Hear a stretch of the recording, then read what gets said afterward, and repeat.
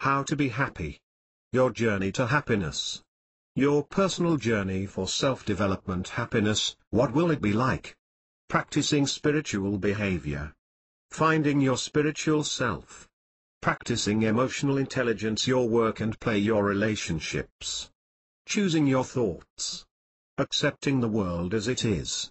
Loving and accepting yourself. Start. Living in the moment, awakeness, awareness, paying attention to the wonder of life, feeling connection and part of the universe, seeing the beauty that is all around us, savoring each moment of your magical existence. Finding your own truth with religion and the big questions. Inner peace, serenity, calmness, tranquility, contentment, joy, humility, compassion, feeling love for yourself and those around you, being happy with your own company. Your journey to happiness. 3. How to be happy. How to be happy. This book really can change your life and show you how to find happiness. Your journey to happiness. 5. How to be happy. 1.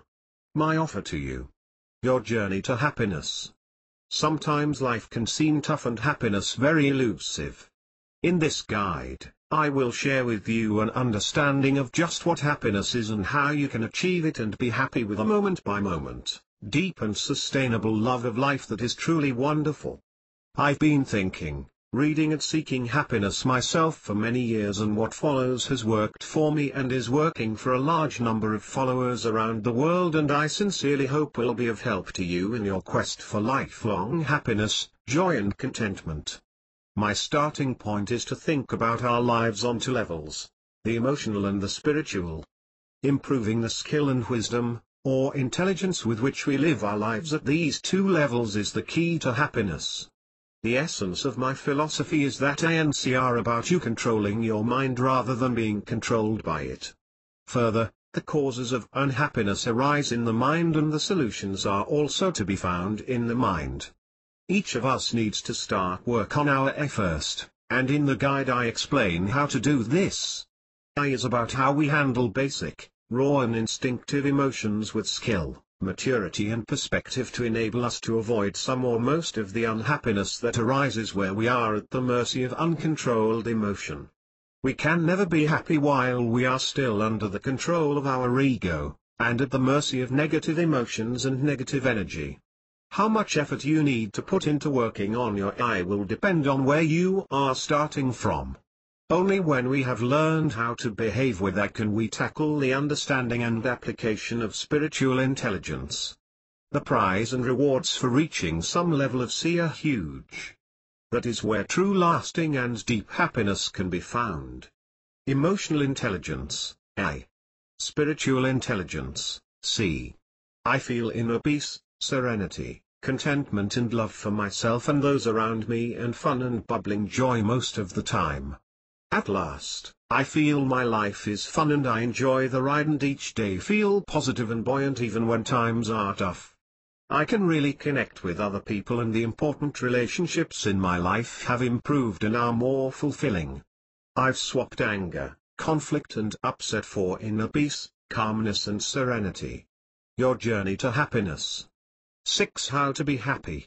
You can and should choose your thoughts with care because what you think controls how you feel, and how you feel controls how you see the world, both overall and moment by moment. I will show you how you really do create your life with your thoughts. Happiness does not come from events and what happens but from within. Later when I get deep into C, I will cover the law of attraction and show you how and why you attract your life, and how you can attract the life you wish for. I will show you how to begin to develop C by practicing critical behaviors such as listening to your intuition, meditation, living in the moment, and feeling love and compassion for yourself and others. For me, C is the awakening of the missing piece of most people, which addresses the ache that we feel that there must be more to life than this. It has nothing to do with any religion, guru or deity. Some describe C as insight, or awareness, and Buddhists describe the C goal as enlightenment. What's for sure is that, whatever you call it, enlightenment is very rarely a sudden and total transformation, a finishing line that we cross and suddenly we are perfectly spiritual people.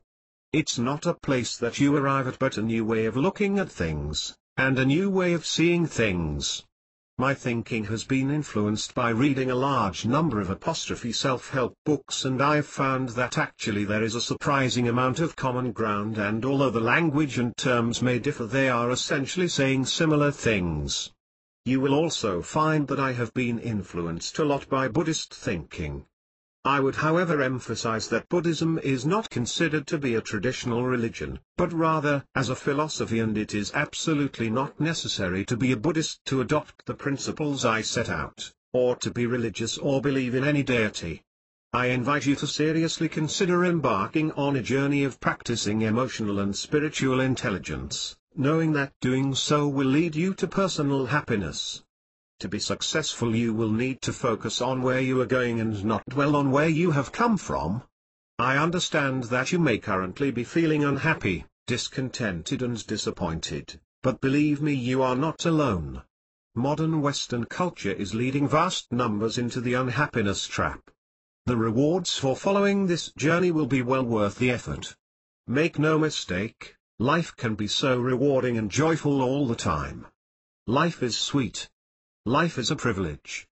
If you can free yourself from your ego and the delusions of your mind, then you can skip and dance through life with the excitement and curiosity of a child, savoring every moment, full of love and compassion for yourself and those around you, really seeing the beauty that is all around us.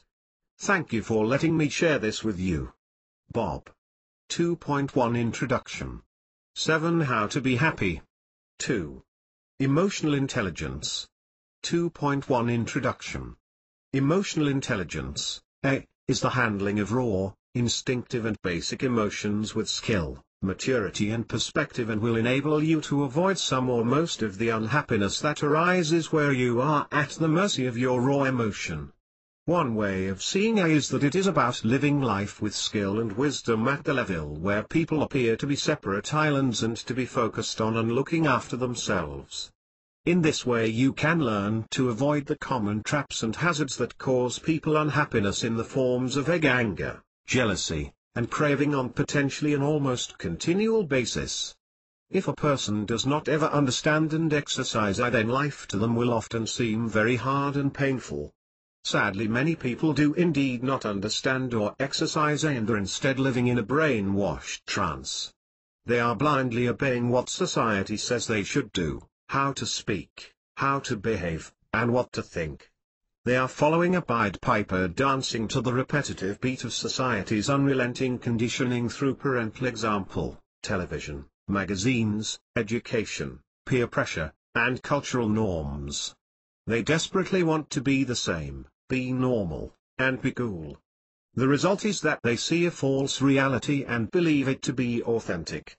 For example, they actually start to believe that it really matters that their bodies conform to a society norm, or worse, conform to a media-promoted mythical standard of beauty and thinness that is anything but normal or widely attainable. They actually start to believe that they must dress in a certain way, talk in a certain way, have enough friends on their social networking sites, etc. Even more damaging, society teaches them that they should be driven by the self, me, I agenda, and be a slave to their ego, and thereby be unhappy most of the time, believing what their ego perspective tells them. This is all a false reality, and there is no easy way to say this, but when we do not behave with I, then we are deluded by our minds, and barred from being spiritual. Of course, we are not born with this false reality. Arguably, children are born spiritual. For example, they are born feeling unconditional love, have no ego, and live in the moment. As children grow, we observe them being contaminated and brainwashed. Our challenge is to undo this conditioning in ourselves. At its simplest level, we are beings that think and exist in, and only exist in, the moment. Like a PC, if at any given moment we are running a virus that is suffering from a delusion, allowing in negative emotion, then we keep out spirituality. In order to develop and maintain a spiritual perspective, we have to begin by behaving with your personal journey of self-development. I invite you to seriously consider embarking on the journey of practicing ANC that will lead you to happiness. As with any journey of self-development, to be successful you will need to concentrate on where you are going and not dwell on where you have come from. I really do understand how you may currently be feeling unhappy, discontented and disappointed, and believe me, you are not alone. Modern Western culture is leading vast numbers of people into the unhappiness trap. But you can be different and you can escape. To commence your escape, I want you to put your past and how you are currently feeling to one side and get a blank sheet of paper and spend a few moments writing down how you would like to feel and what success would look like. If it helps, refer to my description of happiness on page 4. Then I want you to keep this visualization of success to refer to at any time after you commence your journey, whenever your resolve or confidence is reduced by life's events. I need to be honest with you and warn you that depending on where you are starting from, this path may be very long and hard. There is no shortcut or fast track. But the good news is that rather than jumping 2. To loving and accepting yourself. 8. How to be happy. Ahead and trying to read and understand all about A and C all at once. I do not want you to do that. In fact, there is absolutely no point in that, because it will not work, because you will just feel overwhelmed. Also, this is because there are some fundamental things you need to work on and really understand at the beginning of the path, which are the essential foundation for moving forward in your transformation. For the time being, I only want you to take the first 3 steps identified in 2.2, 2.3 and 2.4 below one at a time without jumping ahead. Even when you have achieved just 1 or 2 of these first steps, you will be amazed at the impact it will have on how you feel about your life and yourself. So the good news is that initially I only want you to read section 2.2, which is short in length but massive in its importance, and I would rather you just read that 3 times than going any further at this stage. Emotional intelligence. 2. Loving and accepting yourself. This first step may unsettle you in a big way, but if it does, you have taken the first step in your personal transformation towards happiness. I assert that there is no other path or route towards happiness than this first step. The foundation to developing I is to love and accept yourself. You cannot make progress with I if you have issues about your own self-worth and lack self-approval and self-confidence. Rather than skipping ahead, I advise you to concentrate for now just on the advice in this first section 2.2. People look at others who they mistakenly believe are more fortunate and say, well, I would be happy if I was them. People say, I could be happy if I was you. Try being me for a day and see how that feels. Well, that stops here and now. I want you to make a new best friend now, and that is you. You cannot make progress with A until you understand and really believe that you are the best friend that you have. I know at first that is going to sound weird, but trust me for now and try it. Take your new best friend out with you for the next day or so and feel immediately how much nicer life is. Practicing emotional intelligence, you and your work and play, you and your relationships. Choose your thoughts. Accept the world as it is. Love and accept yourself. 2. Loving and accepting yourself. 9. How to be happy. Love yourself. I do not mean loving ourselves in a narcissistic and vain way, but in the sense of treating ourselves and having a relationship with ourselves that is just like the one we would have with another person who was the love of our life. Self-care and self-love are fundamental, not in an arrogant and egotistical sense, but in the sense of self-approval and acceptance. You are good enough. Listen to how you talk to yourself. Is it kind? Question and ask yourself, would you talk to a friend that way? Value yourself rather than trying to find validation through others. Get to know yourself. Enjoy your own company. Many people's lives are lived in such a whirlwind of social interaction and social networking, always searching for approval and endorsement from others, that they never spend any time alone or just being themselves.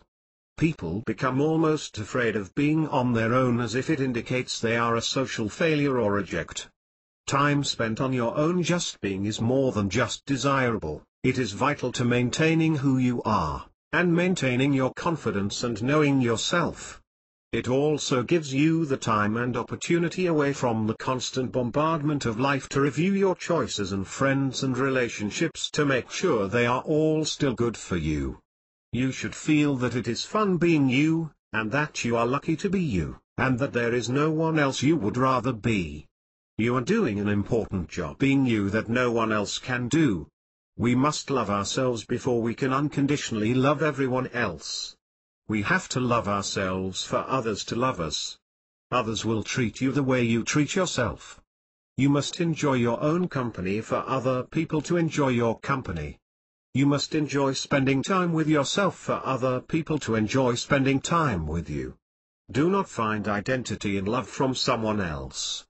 If we measure ourselves by how much someone else loves us, we give away self-worth. Accept and be yourself. Accept and be yourself. Like yourself. You are good enough. Cut yourself some slack. A strong sense of self-worth and self-esteem is the key to an anxiety-free life. Self-liking is the foundation for happiness. When you build up your self-esteem, you become less needy of others. Remain positive with your choices, and have faith in your ability to know what is right for you. One of the good things about growing older is that, hopefully, you build self-esteem through experience, and the knowledge that you have successfully handled and will again successfully handle life's situations and problems. Do not obsess about what other people think. Humility. Embrace your inner disaster area and laugh at it. Do not take yourself too seriously. If you are the sort of person who is very hard on yourself, then be prepared to let yourself make mistakes and to encourage yourself when you do. Extend the same care and love to yourself as you do to others. That does not mean excusing yourself, but remember we are all works in progress, and you can be open to yourself and others that this is the case. Humility does not mean humbling ourselves, but the ability to face ourselves honestly and examine our own behavior, and when we are wrong, to admit it to ourselves and others. In contrast, blaming the ones that we love in order to protect ourselves and our own ego is reprehensible. Similarly, in our more arm's-length relationships, being open and honest about our own failings where this is appropriate is not demeaning. It marks us out as someone who is confident, honest and free of their ego. 2.3 Accepting the world as it is. 10 How to be happy. Be careful how strongly you hold your opinions and how sure you are that your view of the world and how things should be is the right one, especially as you get older. Develop the wisdom to know that issues are rarely black and white, and that things change, and that there are different ways of seeing things, none of which are necessarily right or wrong. Have the wisdom to know that there are always two sides to everything. And really try to understand the other point of view and how that point of view might arise regardless of whether you agree with it. 2.3 Accepting the world as it is. The world is as it is, not how you think it should be or how you would like it to be. It is as it is. Accept it and be grateful you are here to see it at all. Do not look for or expect any natural justice in the universe. There isn't any, and neither is there a referee. Though that was short and sweet, wasn't it? But this is also so fundamental that until you accept, understand and believe this basic truth, you cannot make any further progress with it. If you do not accept this basic truth rather than learning how life works, you will instead spend your life struggling with and fighting life's events and be at odds with the people in your life, and will be constantly irritated and disappointed that your life is not as your mind wishes it to be, or thinks it should be. I want to help you understand how the world works so that you can work with it, as it is, rather than fighting it and being constantly disappointed and frustrated. I appeal to you to realize and understand that this is what you are doing, fighting life and the world.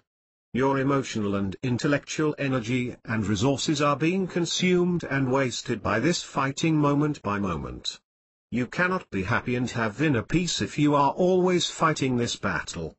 This second fundamental truth is perhaps just as unsettling as step 1. If you spend your time and energy hoping for things to be other than they are, or wondering why or how something has happened, then you are lost. I ask you to really understand that it is absolutely futile and irrational to fight something that already is. It means that you are opposing life itself. Start living and embracing your real life, not the fictional version that it is in your head, and see how things start working for you rather than against you. Do not struggle with life, accept life is as it is and not as you would wish it to be. Enjoy the ride and go with the flow. Our relatively long lives in modern times, living in rich nations surrounded by comforts, safety, technology, and abundance, are extremely fortunate on a scale that few appreciate, and absolutely not typical or representative of the lives experienced by our predecessors, nor probably by those who will succeed us. Actually, you can change the world, or at least the version of it that you see and experience, and I will show you how in section 3.3 on practicing spiritual behavior. We will get on to practicing spiritual behavior after we have built the foundation of a smooth running and stable life applying A. But for now I just ask that you accept the above statement: the world is as it is, and think about it and really understand it. 2.4 Choosing your thoughts. 11 How to be happy. 2.4 Choosing your thoughts.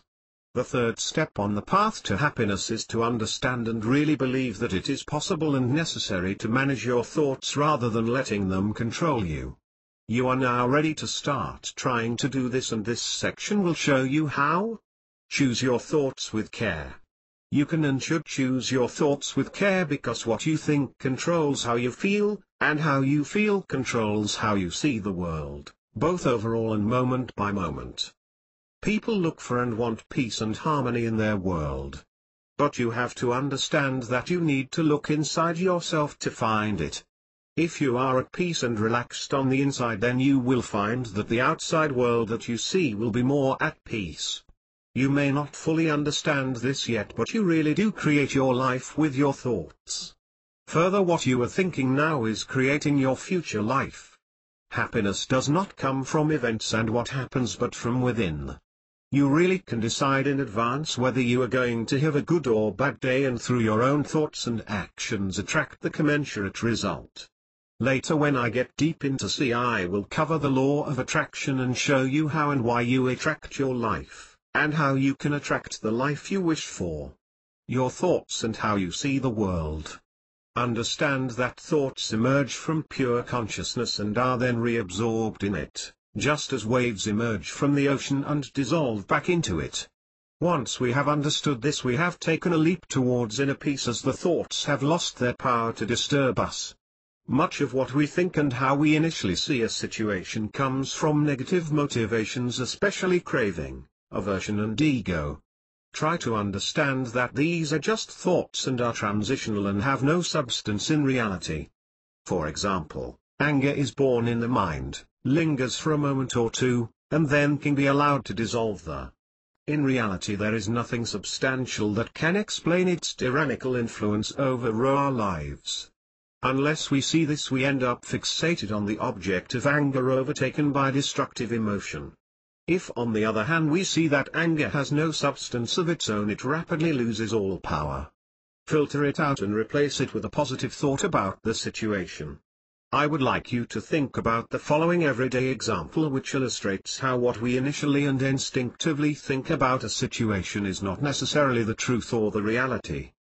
The phone rings at home. Immediately your mind will tell you who it wants it to be for its own selfish reasons and its belief that it can control reality. But when you answer it, you find instead that it is an elderly person, perhaps even a close relative, who wants some information or help.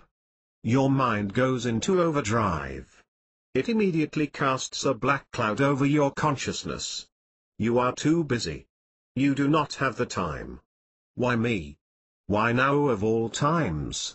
The harder you try to dig deep and do the nice thing and give this person some quality time, the more your mind will be frantically tipping sackloads of negative thoughts over you about how you need to bring this to a rapid conclusion, as it is a complete waste of your time.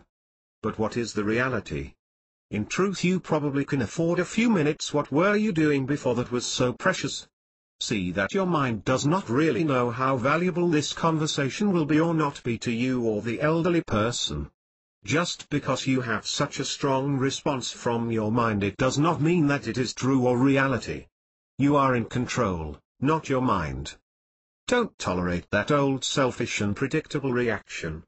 2.4 Choosing your thoughts. 12 How to be happy. Here is the alternative way of thinking about this situation in an emotionally intelligent way. I am going to give this person some time and really listen to them, because I have learned that if I give people time and truly, actively listen, I will nearly always find out something that is interesting, stimulating and possibly pleasurable and of benefit. Say to yourself, I now live in the moment.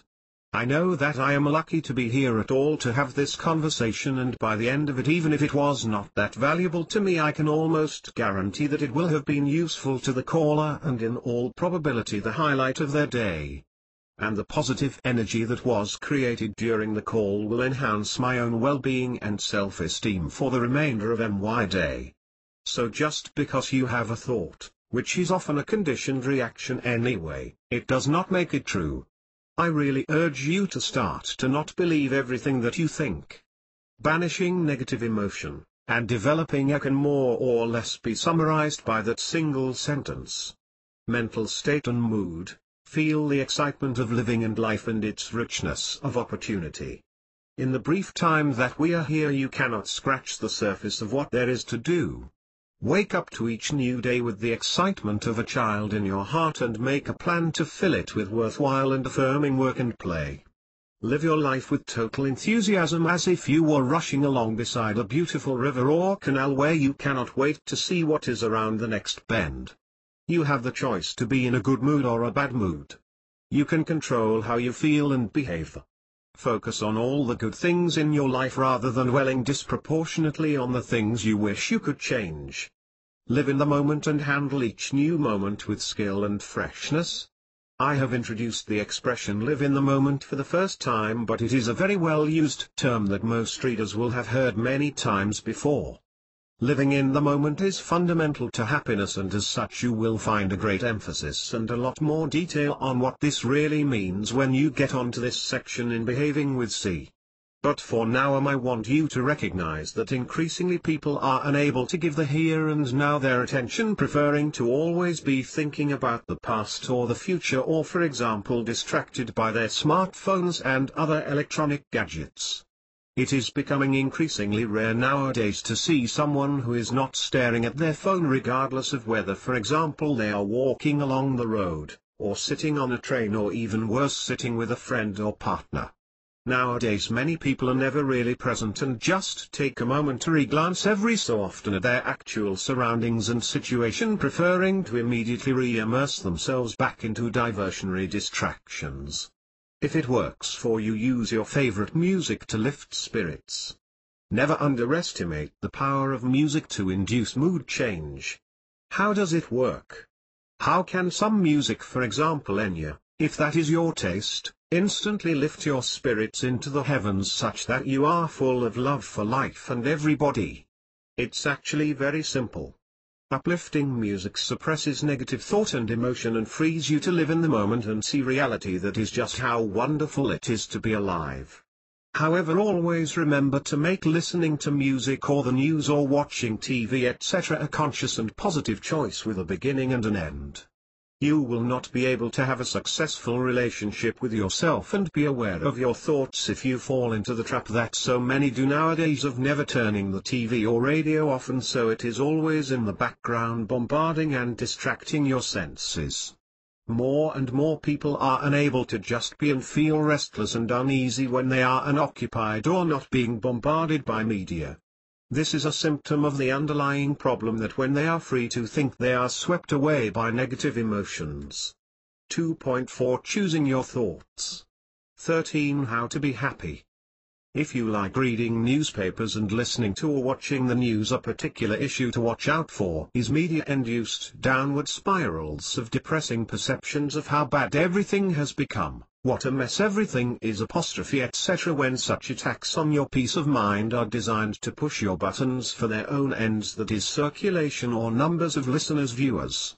Little good comes from such sessions of depressed thoughts about political and social matters when you usually cannot do anything about it, and the story is being simplistically misrepresented to you anyway for maximum impact. Be able to manage your emotional life and not be hijacked by it, for example paralyzed by depression or swept away by anger. The easiest way to distinguish between our emotions is to examine their motivation, mental attitude and objective, and their results. If an emotion strengthens our inner peace and seeks the good of others, it is positive, or constructive. If it shatters our serenity, disturbs our mind, and is intended to harm others, it is negative. As for the outcome, the only criterion is the good or suffering that we create by our actions and or words for ourselves as well as others. Learn to identify and not to trust conditioned responses that tell you that you should respond to events by feeling sadness that people or life are not as they should be.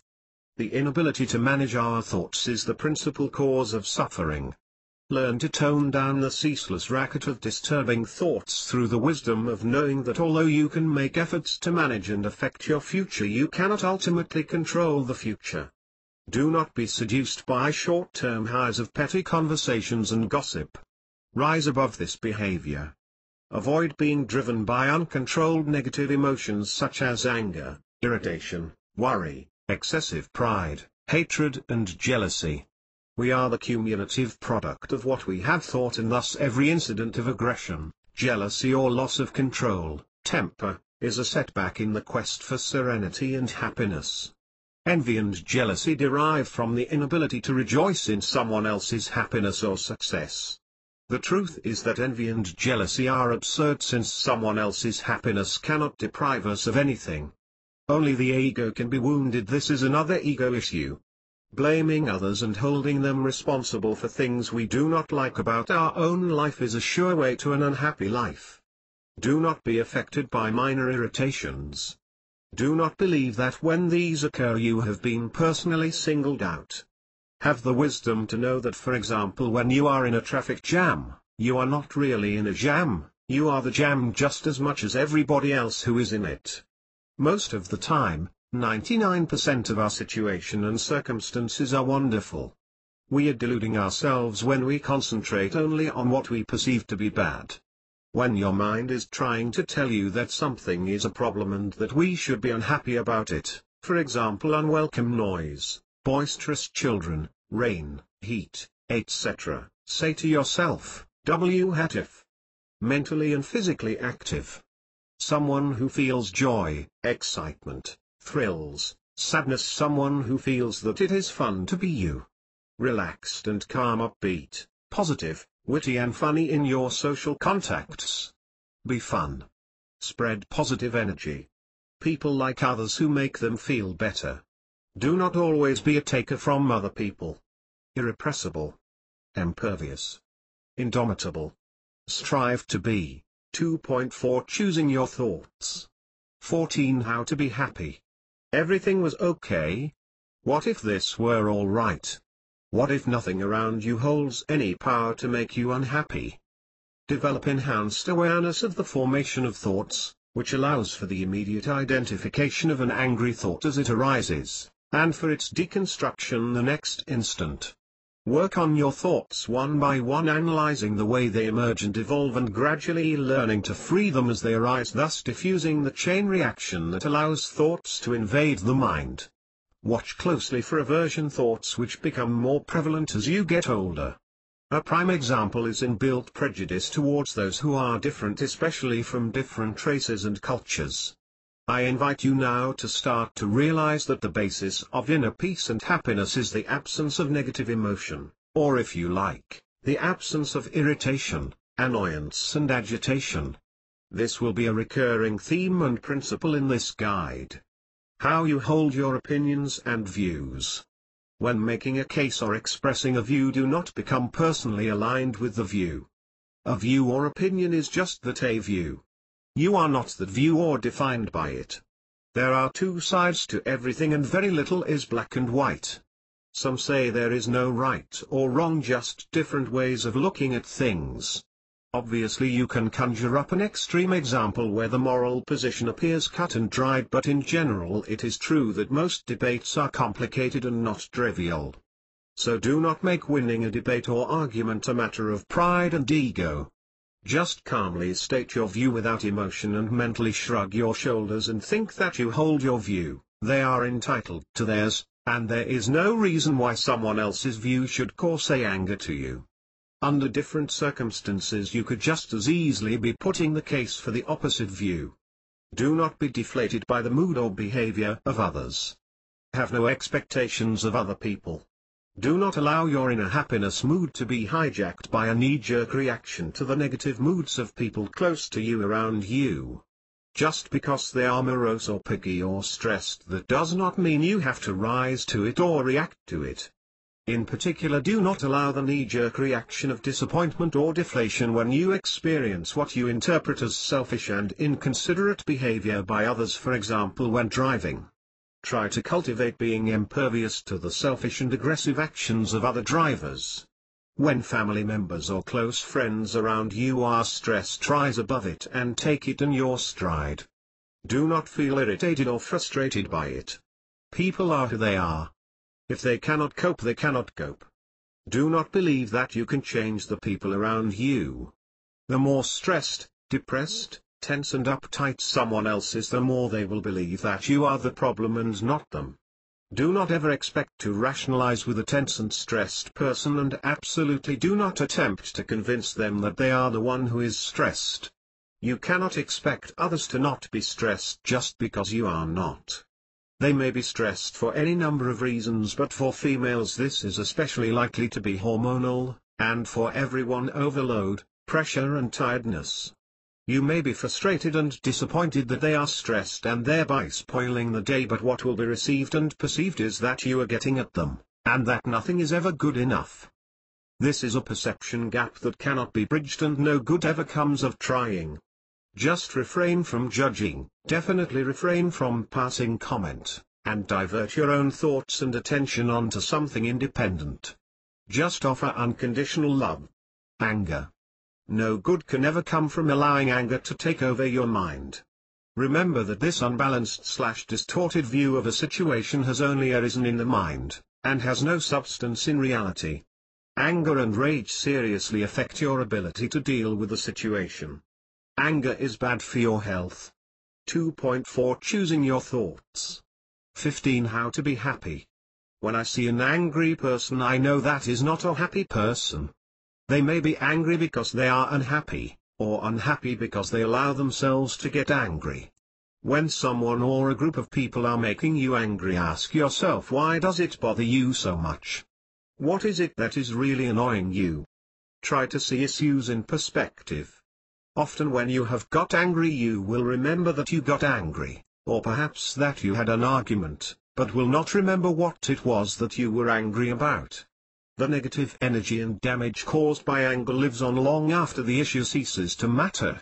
So ask yourself, will the issue that is making you angry matter in a year's time, or possibly even next week? Think about others' needs. It is not enough to just concentrate on maintaining your own mood when close ones around you are uptight, tired, and stressed. In fact, to maintain your own mood, you need to positively apply yourself to meeting their needs. This is a time to give them unconditional love, consideration, and support. In a relationship, try to predict when these situations will arise.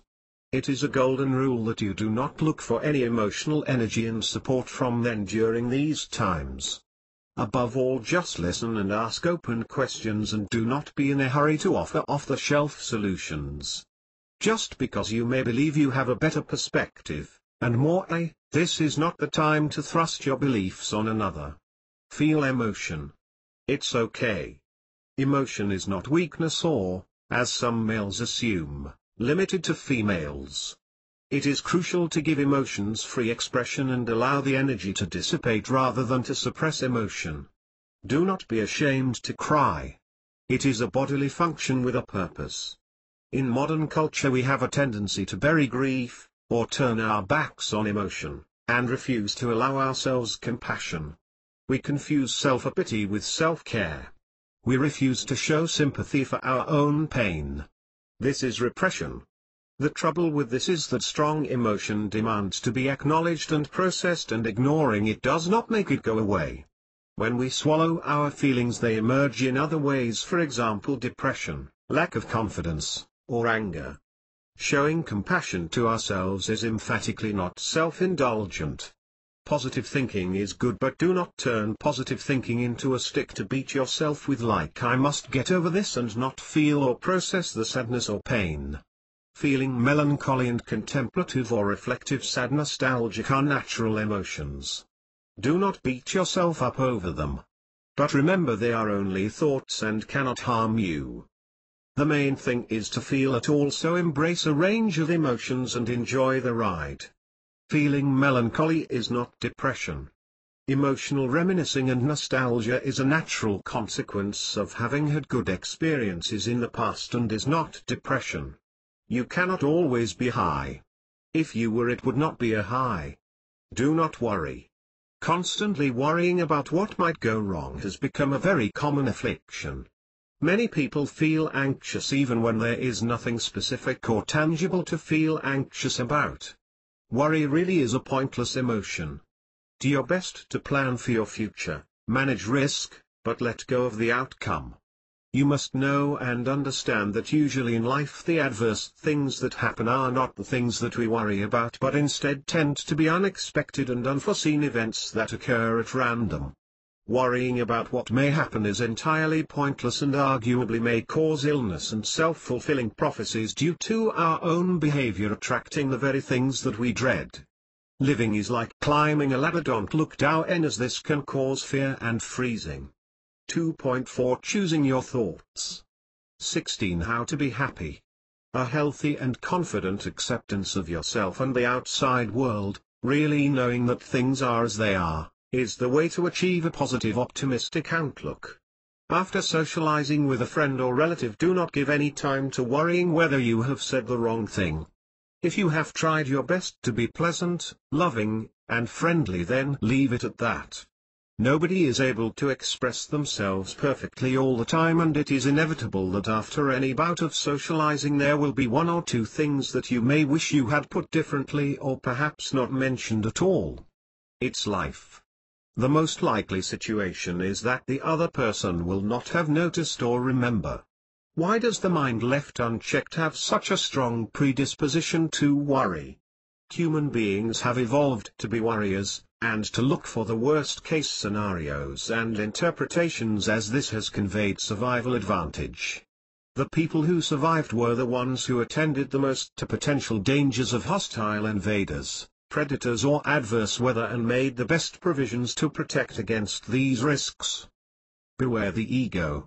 An exacerbated sense of self-importance, that is pride, is guaranteed to cause you pain several times a day when your pride is hurt. The delusion of self-ego is one of the most powerful of human instincts and at the same time one of the most potent sources of wrong action. Selfishness, or rather the feeling that we are the center of the universe, that is self-centeredness, is the source of most of our undesirable and destructive thoughts. Guard against and be on the alert for knee-jerk emotional responses fired out by your ego. An exacerbated sense of self-importance causes and enables us to be hurt by past and current events, or words. Your ego leads you to feeling resentment to those who try to belittle you or are jealous of you due to their own lack of confidence. It is common for people to feel that they are being humiliated, but without ego, humiliation would not exist. Living trapped in an isolated bubble of the ego also causes loneliness and depression even when surrounded by company. Avoid negative mind-reading that perceives neutral comments as criticism or an attack. Check what is meant before becoming defensive. Other nonsense promoted by the ego is feelings of inferiority, for example, I am not good enough; insecurity, for example, I am not popular; lack of friends, social ineptness, lack of social skills, inadequacy, for example, I am no good at a hobby. Ego also leads to obsessive and unhealthy ambition. Feeling low. Occasionally you may feel low without any apparent reason.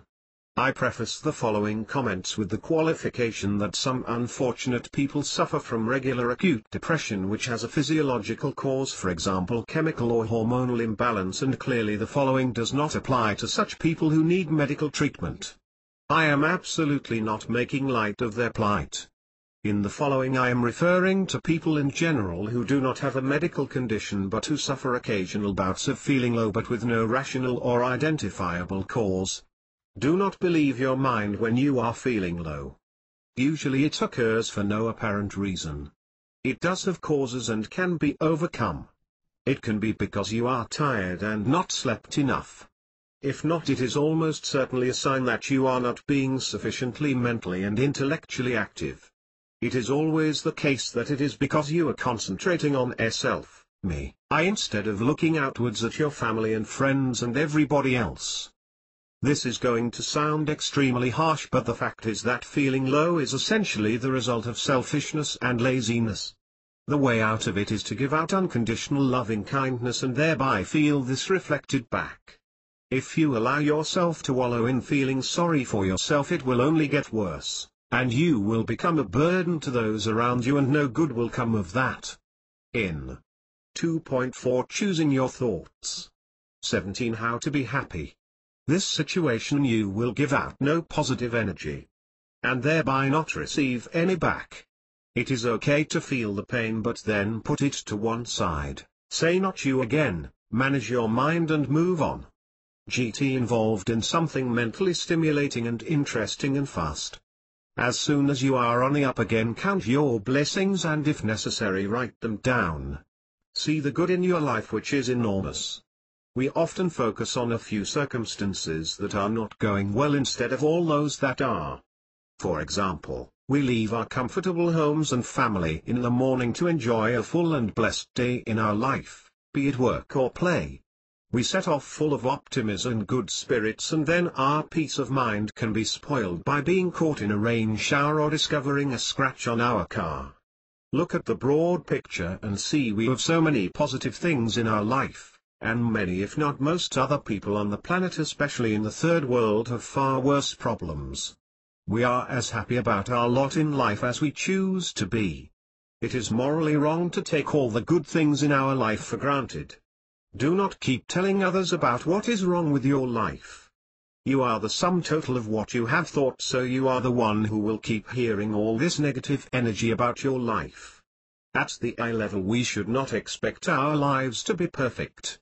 But try to understand that what we see as imperfections are usually small and insignificant and meaningless in the context of the totality of our lives, and in any case these imperfections, for example the broken-off car wing mirror, your wallet or purse being stolen, the snappy negative comment from our friend, the inconvenient train shower, these were always how it was going to be, and your mind cannot control that, as much as it would like to. When you see your life in perspective, you will start to see that overall it is in fact pretty much perfect.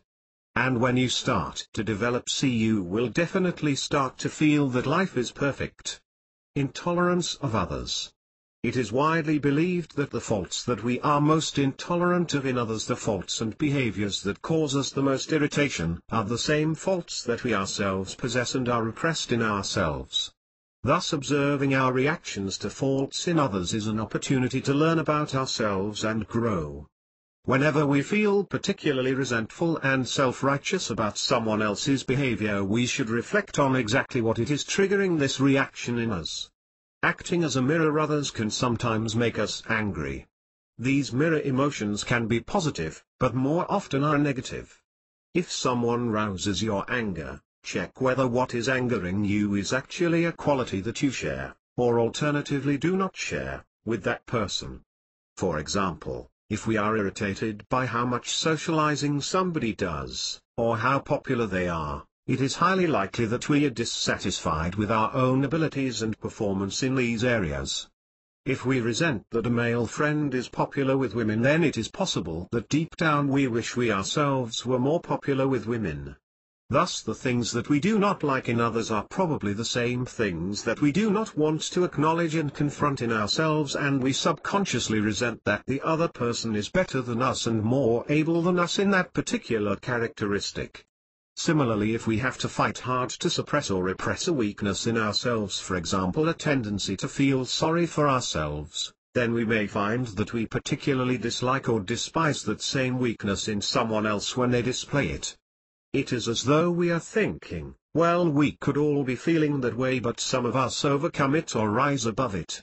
So if you find yourself disliking someone, my advice is to think more deeply and check whether the quality you are reacting negatively to is one you fear to find, or would dislike in yourself.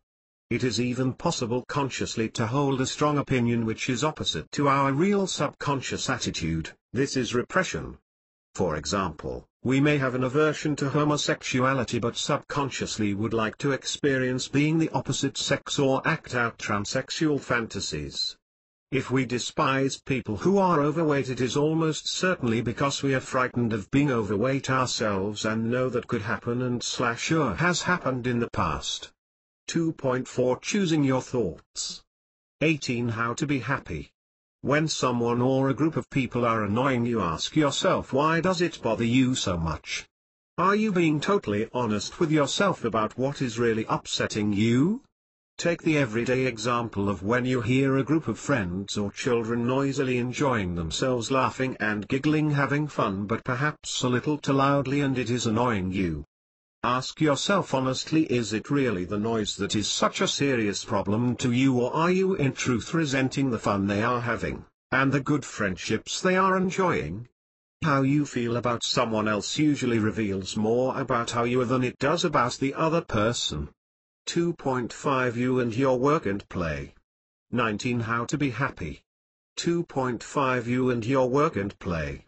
Practicing emotional intelligence. The next 14 pages or so, that is the rest of section 2, are guidance on how to behave with AI in most everyday situations at work and play, and how to manage your relationships with friends, family and your partner. As you start to apply AI in more and more situations and areas of your life, you will avoid the traps and hazards which cause suffering and unhappiness. You will gradually get your life on a more stable footing where you are not constantly fighting the fires of upset and unhappiness, and will progressively feel more in harmony with yourself, your friends, work colleagues and family. As you progressively start to feel that your life is generally okay and running reasonably smoothly, this will free up the emotional and intellectual resources and energy to start to develop some see where real deep and lasting happiness and inner peace is to be found. You get out what you put in. Now I know you have heard this said a zillion times before, but I would like to elaborate on why it is true. I want to show you a different way to think about effort. When we get into practicing spiritual behavior, a fundamental ingredient to being a happy and contented person is that with every human activity you must let go of the outcome. It is always the positive energy, the good mental attitude, the effort, the good karma if you like, that went into a job that is also the result of the job, and not the outcome. It is what you personally put into a job that will be the lasting effect of the job in terms of contributing to how you feel afterwards, not the physical outcome. By all means derive satisfaction from the completed quality job, but always know that it is the effort that counts, that is, do your best and let go of the outcome. You will know how sometimes when you finish a substantial job, it might have been decorating a room, or for the more ambitious installing a new bathroom, that finishing can often seem like an anticlimax. It can often be that you realize that you actually enjoy doing the project more than the pleasure you get from the end result. And this is why I assert that it is what you put into a job that will contribute to how you feel afterwards. In my life I have done a lot of day and moved around a lot, and I no longer even own or have access to the vast majority of the day projects that I have completed. You will probably find the same, that things move on all the time, and for many reasons you will not derive long-term satisfaction and well-being from the physical outcome of your work, only from the positive energy that you put into those projects. I am freeing you here and now from all results that you would previously have viewed as failures or unsuccessful. These are delusions of the mind. If you have done your best and put positive energy into a job, then with regard to your happiness and well-being, it is a success regardless of the physical outcome. Let me give you an example. Why our car needs repairing. You have never done this particular job before, but you read about how to do it on the internet and assess that you have the requisite experience and competence to tackle the job. You maybe also talk to a more experienced friend. You gather up what you think will be the necessary tools. You put on appropriate old clothes. You agree with those around you that you are going to concentrate on this job for the period of time that you estimate that it will take. You then settle down and attempt the work in a relaxed and positive frame of mind in a methodical and organized manner. When you get the affected area stripped down, you find that the problem is not quite as you expected. You know that this sort of situation is common in life and it has no power to annoy you or disturb your inner peace. You maybe are going to need another specialist tool that you are going to need to borrow or rent. You maybe need some additional replacement components. It becomes clear that you are not going to be able to finish the job today. Or maybe you realize that for various reasons you will never be able to finish the job and must put it all back together and take the car to a garage. All the time you were enjoying the challenge, interested in the engineering, enjoying the privilege of living and breathing and accumulating more experience and learning. 2.5 You and your work and play. 20 How to be happy. Now, was that a failure or a success? It is absolutely a success, because at the end of it the positive attitude that you invested for the duration has made you a happier person. You smile and shrug your shoulders with the wisdom that sometimes you win and sometimes you lose, and that is all part of the endless fascination of life. The physical result is not the result of the job, because although you did your best you cannot control outcomes. Physical outcomes are life, and you know by now that you must accept life as it is, not as you wish it to be. Of course you would have wanted to get that job finished, but you accept that does not always happen. All you have to do in life is get up each day and do your best. Try to operate with skill and to the best of your ability, applying your knowledge and experience, but you must let go of the outcomes. You cannot control them, and that is about accepting the world as it is. Understand that if at the time you always try to do your best, and try to always want the best for those around you, then there is no such thing as failure. All there is life and experiences. You need to be mentally and physically active to be happy and content. Activity causes the production of endorphins, which prevent depression. You get out of life what you put in, more or less on a daily basis. There is very little inertia. You must keep interested in, and stimulated by, a variety of projects and activities, whatever they are. You also must maintain the vitality of each of your activities by continuing to be consciously aware of where you are going next in the development of each. You should pitch your wits and talents against the job or game, to the best of your abilities and to your full potential, and enjoy the intellectual challenge. Ultimately, there is little difference between playing an intellectual game or sport to the best of your ability to doing a job to the best of your ability. Be passionate about what you get involved in and do. As with any living thing, plant or animal, there is no option of stagnation. You must keep exploring and learning, and growing. The alternative is atrophy, decay and withering. You have heard the saying, seize the day, and this is a good adage. Do not fritter the day away, set some objectives and form a plan of what you plan to do. It does not matter if unexpected things occur which divert you from your plan. The important thing is to approach the day with healthy effort and intent and positive energy. Sensual desire and craving. The servicing of sensual desire gives temporary pleasure but not inner happiness. Pleasure has its place, but do not confuse it with happiness, they are not the same. There is nothing wrong in taking pleasure from enjoyable experiences, big or small. The danger lies in the wanting.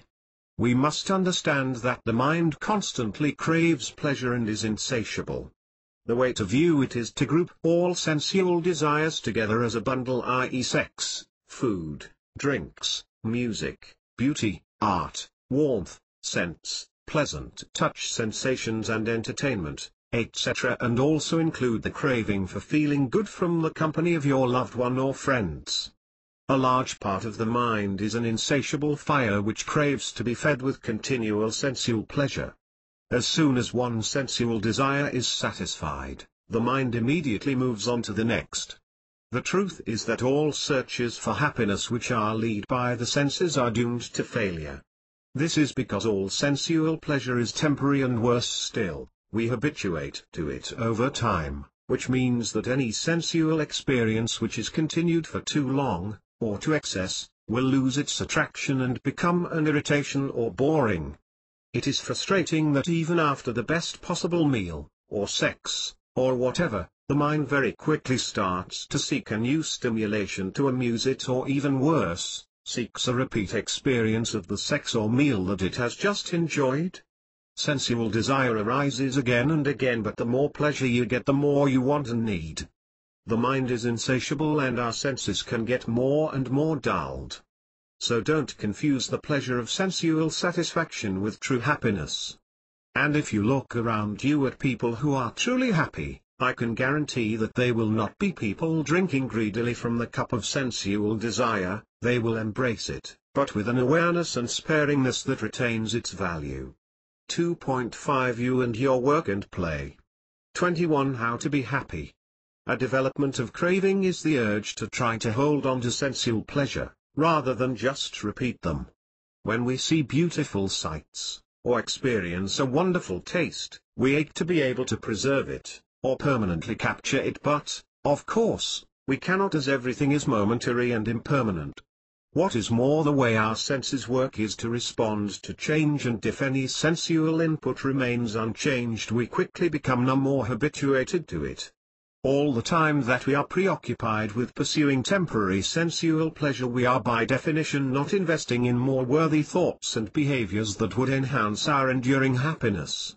Whilst we are beset with desire and the possibility of its gratification, we can no longer see that there could be something else much more important to develop and address in our lives, and that is C. If we allow ourselves to be like leaves in the wind, blown about hither and thither by our desires, then we are missing out on much deeper fulfillment. That means we have to manage our desires, and practicing moderation is a good way to start. For example, how about trying for starters moderation in eating? The thinking is that if we are able to put a fence around one of our desires, it gives us a chance of addressing some of our others because it frees up our mind and energy.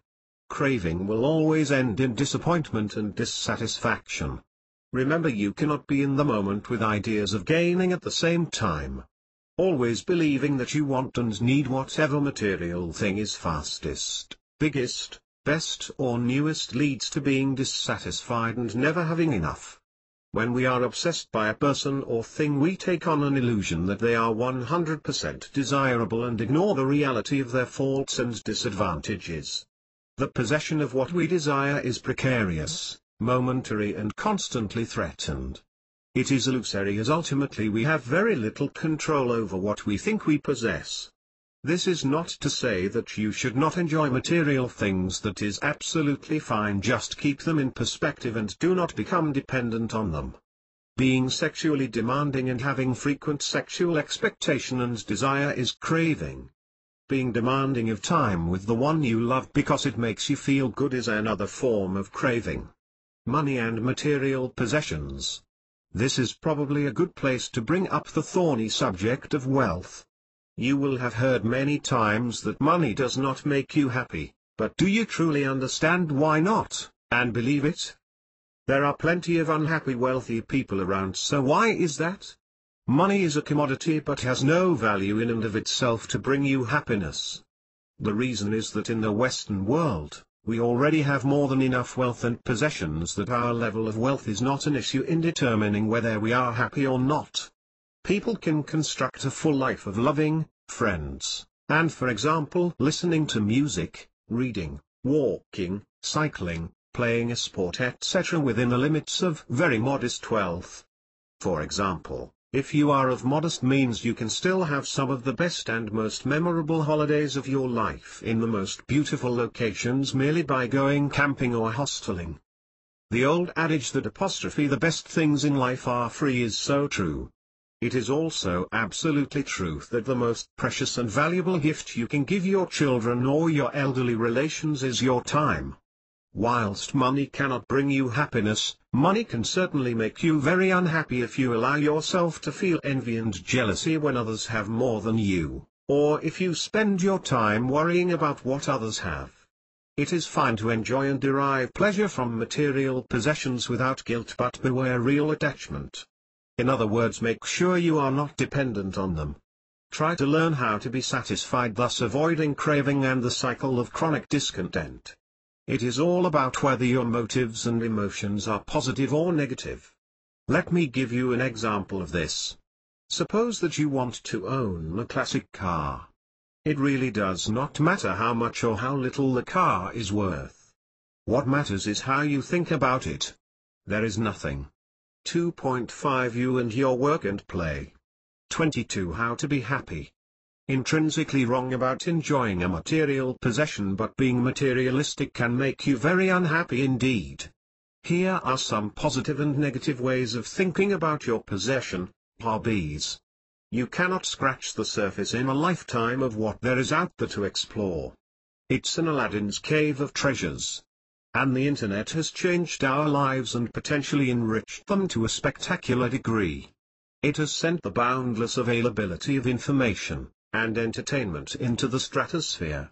There is a bewildering and mind-boggling choice and availability of a kaleidoscope of information, fiction, non-fiction, entertainment, games and social networking to amuse and interest us. You should be able to relax and enjoy what you enjoy without feeling guilty. If you derive enjoyment from, for example, reading or watching a film, this is a good thing. If you are enjoying doing something, you are never wasting time, quite the opposite in fact. Do what you really enjoy doing, for example reading, watching films, walking, cycling, my list, or whatever energizes and interests you. There is a balance to be struck, and you need to be selective, and not just driven by habit, because there are dangers in being involved in too much and being too busy. Do not pursue any hobby out of habit if it has lost its freshness and become routine. Have a break from that hobby and invest time in others that for you still generate excitement. You do not need a lot of money to enjoy most hobbies. Be clear what your hobbies are and make a list of what they are and their main elements. If necessary, rationalize your list, and be prepared to be ruthless, to end up with a manageable number of discrete hobbies. Maintain a diary or log of what the next steps. My car will be the envy of my friends and neighbors. Everyone will be jealous of my car. Everyone will think I am prosperous and important when they see me in my car. I would hate it if for some reason I no longer could afford to keep my car. I like my car, but deep down wish I had got a newer model, or one with a higher specification, and then I would have really loved it. I would not like it if one of my friends or neighbors now buys the same car, or a better one than mine. I resent the fact that my friends and neighbors seem to ignore my car and will not acknowledge how smart and great it is. I don't care that someone else will be made envious or uncomfortable by me having this car. In fact, I will relish the fact. Negative emotion, negative energy, route to unhappiness. I like having my car, but am not dependent on it, and if and when I no longer have it, I could walk away from it with no regrets or attachment. My car does not define or change me in any way. I love my car because I see in it the positive energy, ingenuity and skill that engineers over the years have contributed to its design and development. I love my car because I see it as a beautiful thing and am glad that I am able to derive pleasure through my appreciation of it. I know that we never truly own any material possession and are merely temporary custodians whilst we are passing through this life. I feel warmth and connection with those people who have owned this car before me and who will own it after me. Positive emotion, positive energy, route to happiness. 2.5 You and your work and play. 23. How to be happy. Or the next ideas to explore, or knowledge to acquire for each hobby. If the total of potential projects/initiatives to expand progress your hobbies is greater than you can realistically address in the next few weeks, then that is no bad thing. The important thing is to maintain an appetite and enthusiastic anticipation for your hobbies. Try to avoid having just one hobby to the exclusion of all others, which is a common human behavior. I have met so many people who only ever seem to do one thing. Apart from the lost opportunities, being excellent at one thing can give rise to the delusion that you are excellent and something special all round. You do not have to be the best at everything you do. Make an effort to try new things and be ready to laugh at yourself. Make yourself go outside your comfort zone, and pitch yourself at a range of challenges in order to retain your humility. Avoid becoming obsessed with achieving a goal when your time would be more productively invested elsewhere and the task has gone beyond that which is necessary. It is helpful to give a hobby momentum and direction, to set goals but avoid overemphasis on them. Always remember the hobby is the doing, not the end product or outcome. I will say more about this in the section Visualization and Goals when we get into practicing spiritual behavior. Approach your hobbies with zest, organization, and structure. Give them the same energy and quality of application that you give your working life. Looking after your body. Most people need to feel that they are fit for life and be comfortable with their general weight and fitness to have the energy and motivation to strive to follow a journey of personal development and managing change at the emotional and spiritual levels. You need to strive for a level of health and wellness that provide the platform to build on and develop emotional and spiritual intelligence. There is so much written on keeping fit, and eating and drinking sensibly and healthily that I would just encourage readers to choose and define their own practices, diet and exercise program. You would need to consider what are the key ingredients for you and construct something that is relevant and challenging, but at the same time achievable for you. It does not need to be long. In fact, I would suggest keeping it simple and to one page. However, you need to accept the general deterioration of advancing years and be realistic about striving for levels of fitness that are commensurate with your age. Overcomplicated and crowded life.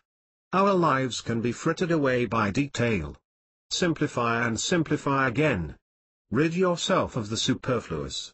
Simplifying your activities does not mean sinking into laziness. On the contrary, it means acquiring a growing freedom.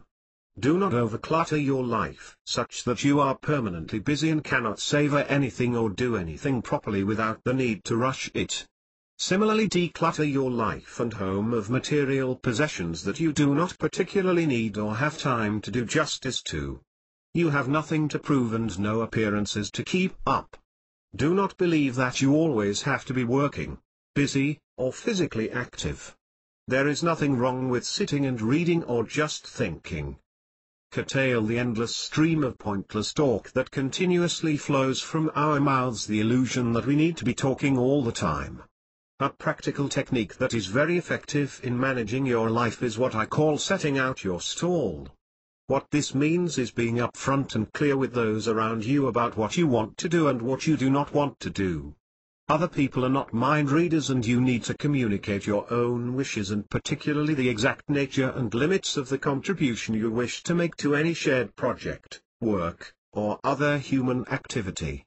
If you do not, then you can end up involved in activities, both work and play, that you are not committed to. Generally, people around you in your life will want to live in harmony with you. 2.5 You and your work and play. 24 How to be happy. And will fit in with your wishes and choices. If your wishes do not work for them, and they still want you to undertake different tasks, or make a greater or smaller contribution, or have different priorities, they will tell you, and this will be an invitation for you to consider their views. If you use this technique, you will find it prevents resentment building in your relationships. 2.6 You and your relationships. 25 How to be happy. 2.6 You and your relationships. People are who they are. Not only the world is as it is, people are who they are. What do I mean by that? Friends will not speak or act in accordance with preconceived notions of how you think they should. It probably isn't personal. They are just different from you. People are the people that, for whatever reason, that they want to be, or think is right to be, or do not know of another way to be. People blow hot and cold, that is what they do. They have their own lives to lead. They may be in a hurry, stressed, tired, depressed, or unable to cope, or perhaps jealous and resentful. Accept that that is how people are. Accept that people are the way they are, and they behave in that way not to offend us, but simply because that is the way they feel and think. We cannot make other people behave in ways that we would like. The only person we have the power to change is ourselves. If we do not accept them as they are, then we are saying that they should behave in a certain way according to criteria that we believe to be correct. In other words, I am right and they are wrong. Understand that people who are stressed will often believe that it is you and not they, who are stressed. However frustrating that may be, it is a fact. We can sometimes be surprised by how similar we all are and how others, on occasions, think and act the same way as ourselves. But that should not be your expectation. Just because we are making an effort to behave with it is illogical to suddenly expect that those with whom we interact will also be behaving with it. It is strange how our minds seem to make that jump when there is no basis for it. Our starting position should be that at the eye level we are all islands and we should expect other people to think and act differently to us. When people behave differently, that should not disappoint us, it should be our expectation. When they do behave the same as us or as we would wish them to, then that is a bonus. Be careful with criticism. You can do a huge amount of damage through criticism, usually much more harm than good. And remember, the damage is cumulative in a relationship. If you tell someone they are wrong, you are very unlikely to make them want to agree with you because you have struck a direct blow against their intelligence, judgment, pride and self-respect. Hurting their feelings will make them want to retaliate but never make them change their mind. How then to deliver criticism? For a start, always make it clear that you yourself may be wrong. Show respect for someone else's opinions and never tell them they are wrong. Remember, encouragement of what is right is the safest and most powerful motivator. Never get emotionally aroused, and it is a good aim to try to never argue with your partner. Criticism is a destroyer of a primary relationship. Do not give your opinion without first thinking about how the other person will feel about what you are saying. Be clear in your own head what you are hoping to achieve and where you want to end up as the result of the conversation. Professional relationships. Within any organization, business or club, etc., people will often behave in a manner that optimizes their self-interest. They may work hard to conceal their underlying motivation, but it is there nevertheless. Organizational behavior and politics are deep-seated and complicated. There will always be base rivalry between contemporaries, between departments, etc. Most people are to varying degrees ambitious to acquire perceived status, power and/or money, and as a result motivated to optimize their career. 2.6 You and your relationships. 26 How to be happy. Progression, but again are very skillful at concealing that.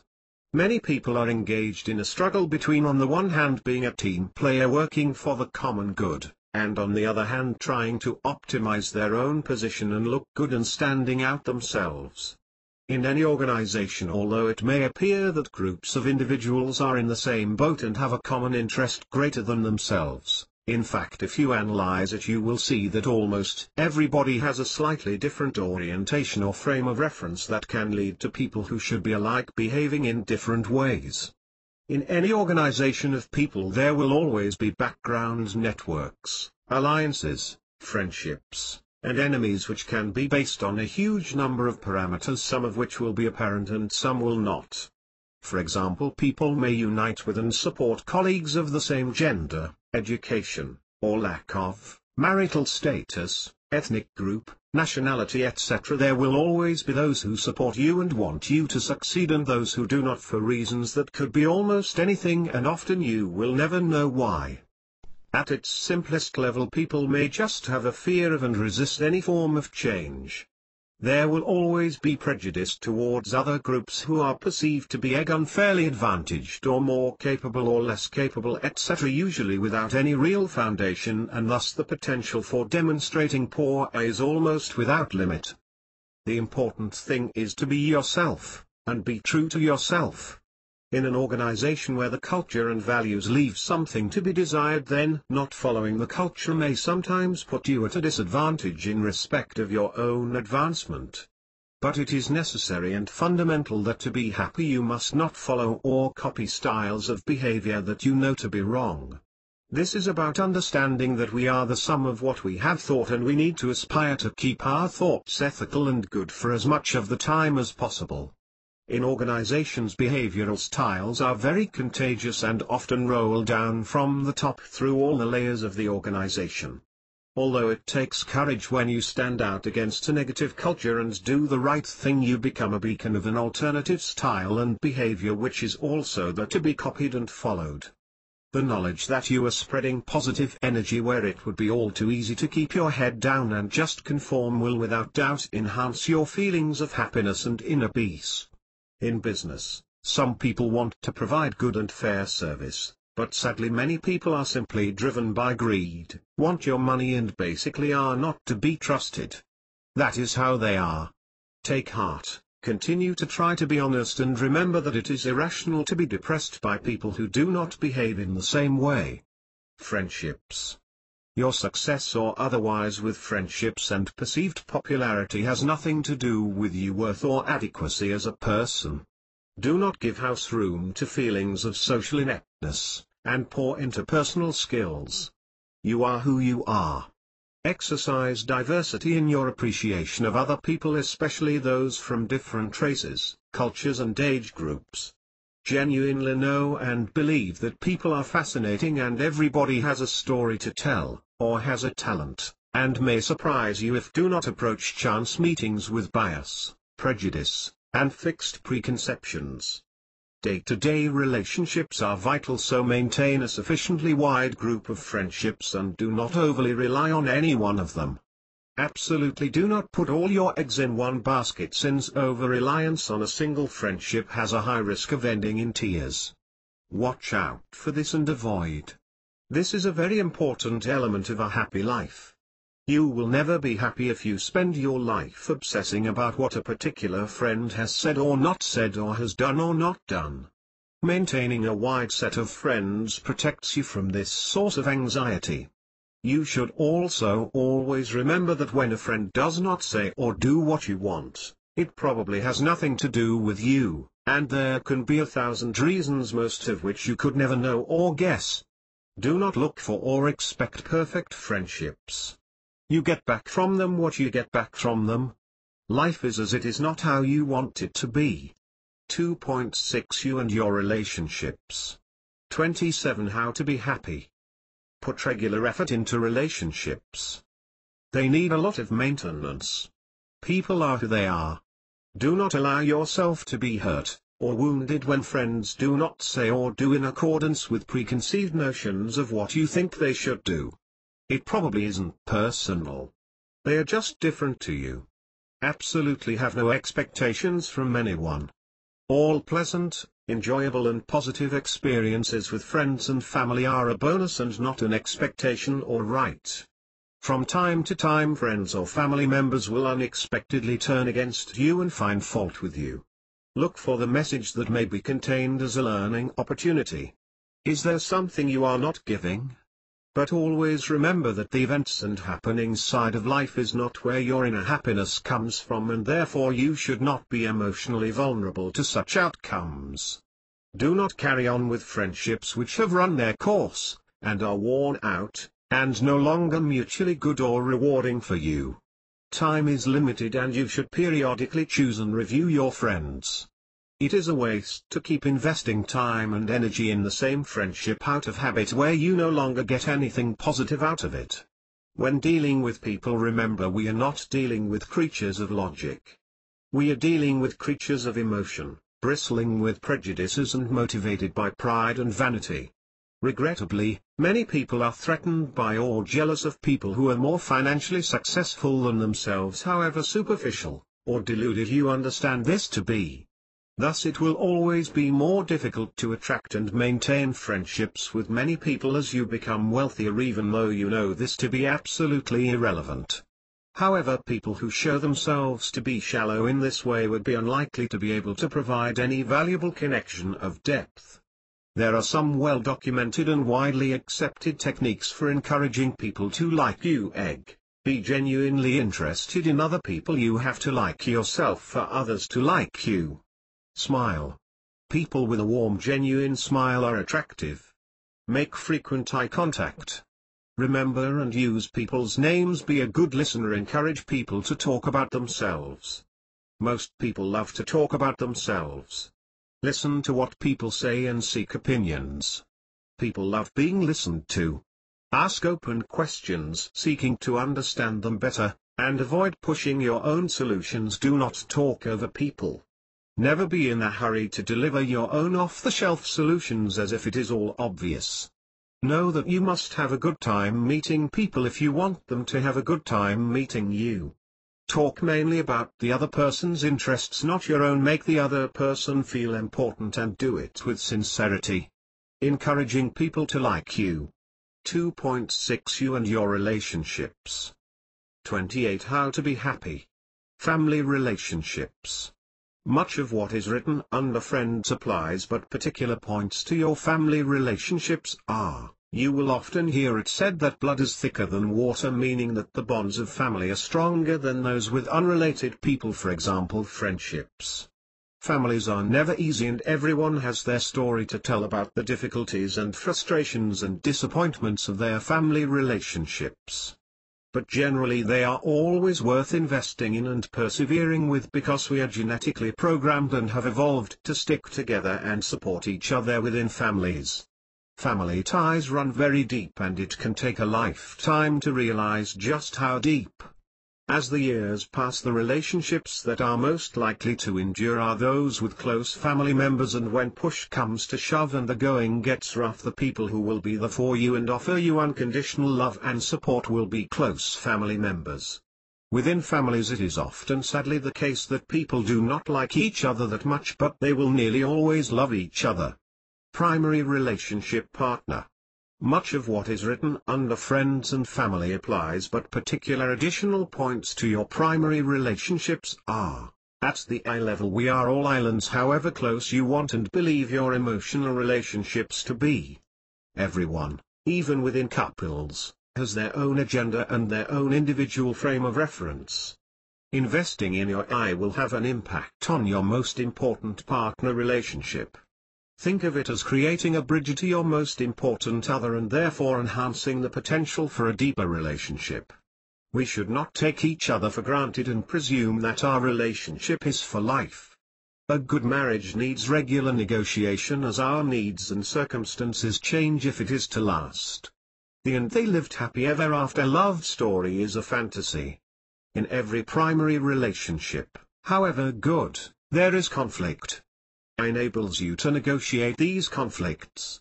There are two individuals with two individual sets of feelings and behaviors. These parameters need constant adjustment and negotiation. But they also need honesty in that you must tell your partner what your needs are. People are not mind readers, and if your partner does not always know your needs without you telling them, it does not mean they love you any less. Above all, successful primary relationships need regular maintenance. In our society today, commonly people have unrealistic expectations of love and sex.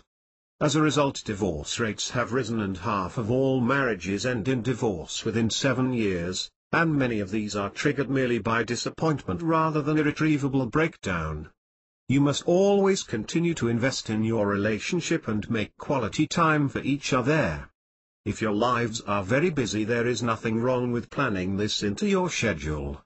It is particularly important when children come along that a couple make regular time just for each other and even indulge in what is popularly referred to as date nights.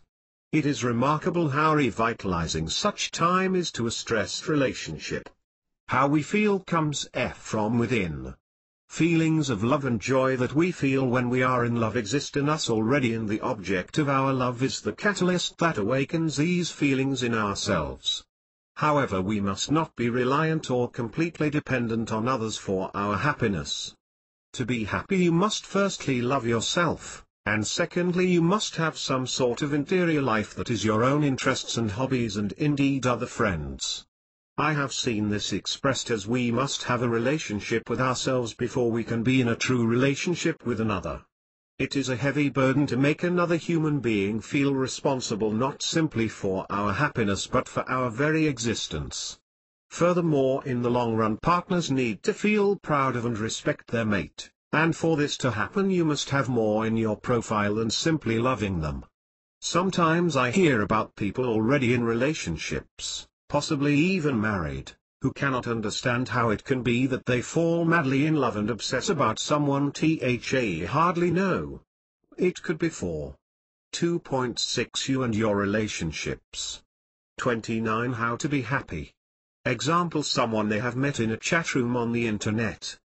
This is all the more confusing for people when they already have a partner or spouse and they wonder what to do. The explanation to this is further proof that the failing of being in love is already in you and is awakened or reawakened by the idea of the other person rather than the reality of the person. The other person, who you admit you hardly know, is a construct of your mind. This is what people sometimes refer to as being in love with being in love. It is a fact that it is likes that attract. A successful primary relationship is one based on similar values, attitudes, attractiveness, appetite for life, energy levels, sense of humor, morals, and often wealth potential, and also the same weaknesses and hang-ups, and insecurities. When a couple are together, this may not always be apparent, as couples tend to polarize as a check and balance on the other's behavior. As a common example, both partners may enjoy and prefer a tidy, clean home, but if one partner becomes too obsessive about this in the opinion of the other is likely to back off and leave it to his partner, as what they do will be more than enough. Were the first partner to back off, or discuss an agreed and shared approach and schedule, then both partners would be seen to have an equal interest in the cleanliness of the home. True love is interpreted by many as meaning finding a soul mate. Someone who matches our values, interests, and ambitions and will be a good parent, but the reality is that it is also about learning how to accept some inevitable incompatibilities that form the bedrock of a lasting relationship. You largely control the partner that you have by the way that you treat them. It is often true that you get the partner that you deserve. It is in your hands, as your partner will often take their lead from you. Think about being a good partner yourself rather than questioning whether your partner is one all the time. It is largely true that if you are loving, loyal, kind and considerate to them, then you will receive this in return. Your primary relationship will largely be a mirror of your true self. Unconditional love for someone else is not, however, about what love you get back. When we feel love, it is reflecting the love that is in ourselves, and our spirit soars. The love that we feel does not come from the other person but is awakened in us. Being with the right partner is about how you are when you are with them and what they awaken in you, and secondly and equally importantly, whether you feel unconditional and unselfish love for them and their well-being. You must be trusting and not jealous and possessive, as this negative emotion is a relationship destroyer. Possessive attachment is not true altruistic love because we are primarily focused on self-love through the love we claim to have for another. Altruistic love is the sharing of life with our partner and contributing to their happiness. We are concerned for their happiness, and instead of wanting to possess them, we feel responsible for their well-being. Instead of anxiously awaiting some gratification from them, we can receive reciprocal love joyfully. Similarly, being needy and emotionally vulnerable is not altruistic unconditional love. It is fundamental that you have to relish your partner and encourage them to be themselves. It is by allowing them to be free and to follow their ambitions and explore their talents that you possess them. You must recognize your partner's individuality and give them space. Your partner should feel that you are totally on their side, and similarly you should feel that more than any other person your partner is totally on your side. This can be termed supportiveness, and it is one of the most crucial factors to a successful primary relationship. The most successful couples retain a profound sense of their own autonomy. Good relationships cannot flourish on the romantic myth that merged souls are essential. There have to be spaces between the togetherness so you can come together. You have to learn how to give each other space and stop making them account for everything. Furthermore, eroticism requires a respectful distance. The more fused we feel with our partner, the more likely we are to find sex dull or repetitive. It is possible to fall in love at first sight when you meet someone, and others more qualified than me have attempted to explain how this can occur, but it seems likely that intuition would play a big part. In the early stages of a relationship, people may be attracted by the novelty and freshness of the new partner, perhaps their personality, and of course by passion and physical attraction. But often you do not really know the object of your love. Real love is different and comes when you know and can see the other person clearly in their individuality, and from this distance does true closeness come. Real love is an open. 2.6 You and your relationships. 30 How to be happy. Recognition of separateness, but of separateness connected. It is about two people who make a positive commitment, and free choice to make that connection. The person that you believe your partner to be is a projection of your mind. It is likely that you glorify and idealize your partner, but in practice they have faults and have traits that are not always nice, just like you. Similarly, they will have secrets and thoughts that they will not wish to share with you, just like you. So be realistic with regards to your expectations of your partner. When you argue and your partner is not as you wish them to be, take the wider view and continue to assess overall whether you are suited. It is likely that you are far more alike than different. Try not to be vulnerable. For example, when your partner prefers to follow their own agenda, for example see their own friends, rather than spend time with you, then rise above it, accept it and do your own thing in a positive frame of mind. When you want to do something with your partner, perhaps even just to talk to them, they may prefer to just read or sleep, and if they do accept it, the space created will usually open up some other option or possibility. If the one you love wants more time apart and personal space, then respect that, and accept it. It does not mean that they do not love you as much, they are just different to you.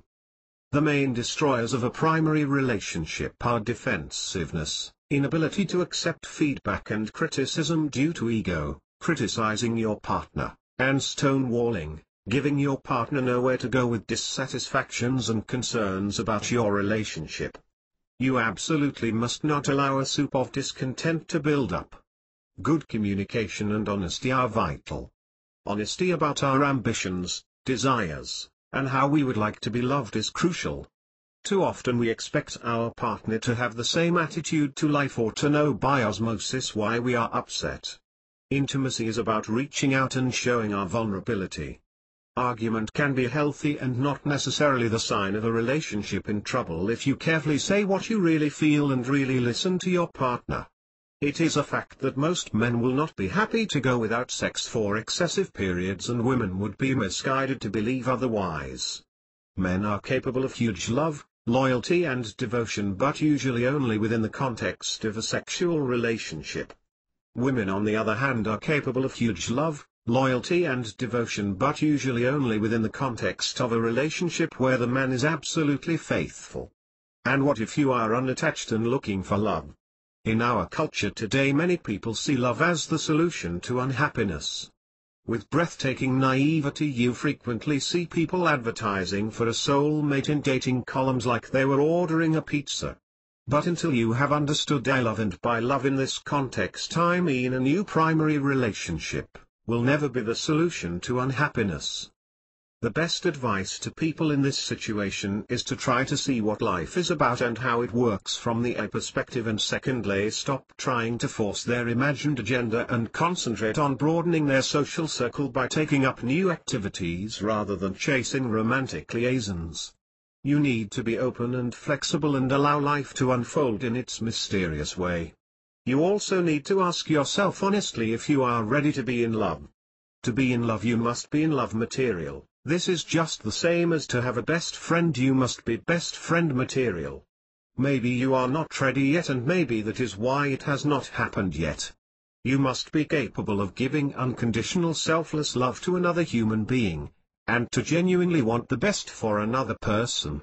For it to be possible for another person to awaken these qualities of generosity of spirit in you, they must be present in you already.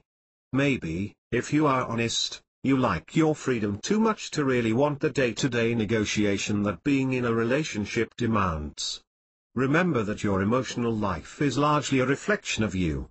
It is far from being just dependent on meeting the right person or finding your soul mate. In truth, most people who have successful relationships would admit that there may be other potential partners out there with whom you could be happy and make a life. It is much more about you being the right person than you not finding the right person. The potential to be in love must be inside you, but the good news is that everybody can, if they really want to, become a worthy candidate when they develop the necessary A. 2.6 You and your relationships. 31 How to be happy. The basics of good parenting. There are countless good books on parenting, and this section does not attempt to replace them. These are just some of the basics. The most important foundation is to be loving to your children, to tell them you love them regularly, and cuddle them frequently. Similarly, you should encourage them to express their love for you in return. The feelings of security that you give them through your love, the value you give them as a person, gives them the courage and strength to explore the world both inside and later outside the home. For healthy development in later life, lots of physical contact in the form of hugs and kisses is vital. If a child lives with acceptance, friendship and love, he learns to find friendship and love in the world. If a child lives with approval, he learns to like himself. Modern society has evolved to become highly democratic, and where the freedom and rights of the individual are prominent features of our culture. Children pick this up from a very young age from a multitude of sources, and as a result what absolutely does not work is an autocratic style and an attempt to impose a dominant submissive relationship. I once heard someone say that good parenting can be summarized as firm and loving. Actually, if I wanted to reduce good parenting to just 3 words, then firm and loving is pretty good. Firmness is our refusal to give in to the undue demands of the child, or to indulge his every whim. Once we have made a decision in line with order and consistency, then we must maintain it.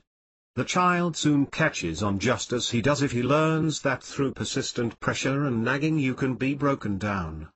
Firmness means stating calmly and assertively, but without being dictatorial, what the position is and the needs of the situation are. The point is, it is not about forcing the child to do what you want. Instead, inform the child in the vein of, well, that's just how it is. Never make the battle personal, be consistent, and never give in. It is not what you say to children that ultimately shapes their characters, it is what you do. Children do as you do, not as you say. Children follow the examples you give them of what you actually do in thousands of actual day-to-day situations. So, for example, the way the parents treat each other and behave towards each other sets the pattern for all the relationships in the family. If the parents are warm, friendly, caring, and loving towards each other, then usually the same relationship will develop between the parents and the children and between the children themselves. If the parents are selfish towards and or competitive with each other, then the children will follow this example. For example, you can tell children a million times that they must be honest, but eventually one day a situation will arise where a parent is faced by temptation and has an opportunity to profit through dishonesty. Your child will be watching closely to see what you do, and it is that example that he will remember and follow in the future. All children need constant encouragement. When children are learning new things, do not just seize on what is wrong with what they have done, and how it could have been better. Instead, encourage them. If a child lives with encouragement, he learns confidence, and a child that lives with praise learns how to appreciate things himself. Conversely, if he lives with criticism, he just learns to condemn. Every child needs continuous encouragement like a plant needs water. Children really do want your approval, even if at times it does always seem like it. The lack of encouragement and appreciation is the major cause of misbehavior. Stimulating competition between siblings is not encouragement, it only reinforces the status quo. It emphasizes the hopelessness of the situation to the discouraged child, and fear in the successful child that it is important they maintain their position of superiority. Try to avoid the fallacy of the punishment and reward cycle. Punishing a child by shouting, slapping, or denying arbitrary privileges will not teach your child what you are really trying to teach. All that happens is the child becomes more and more confused by your illogical behavior. Similarly, a system of rewarding children for good behavior is as detrimental as a system of punishment. Treats for good behavior will only teach your child an attitude of what's in it for me. You are not training a dog or a dolphin. The point. 2.6 You and your relationships. 32 How to be happy. Is that you must be natural and straightforward in ways that a child can understand and make sense of. All punishment or reward must be the logical consequence of their action. For example, if a child behaves well in a situation where he is amongst a group of adults partaking in a special activity, then his reward should not be something unrelated like sweets. It should be that you teach them that because they have learnt to handle themselves well in an adult environment, then they will be able to enjoy and partake in other similar events in the future. Similarly, punishments must be the logical consequence of the misdemeanor. If punishments are not their logical consequence of the crime, for example being shut in their bedroom, you will not teach them whatever is the real thing you are trying to teach. Instead, you will teach them that the world is an illogical place where adults are unpredictable and can at random withdraw their love and support for reasons they do not understand. For example, if your child refuses to put a coat on to go outside on a cold day, your punishment should not be anger or physical force, but instead to let the child go out and experience the cold for himself. You can always secretly take the coat in the car so it is there when he realizes his folly. Similarly, if a child will not eat his meals at mealtime, then do not fight him or try to force him. Let him experience hunger between meals and say calmly that since they did not eat their lunch, they are probably feeling hungry. In other words, your lessons and training should be delivered not as a battle of wills, and without emotion or ego. You are there as a parent to teach how the world is and how things work in an it is as it is style. Never make your conflicts with your children personal. Children are very quick to see the justice of logical consequences and will usually accept them without resentment. Obviously, there are limits. You cannot, for example, expose your child to the logical consequences of playing in the road, but in your act of prevention you must still explain calmly and without making it a personal battle that until the child can be trusted not to go in the road, then he must play only indoors or possibly in the garden.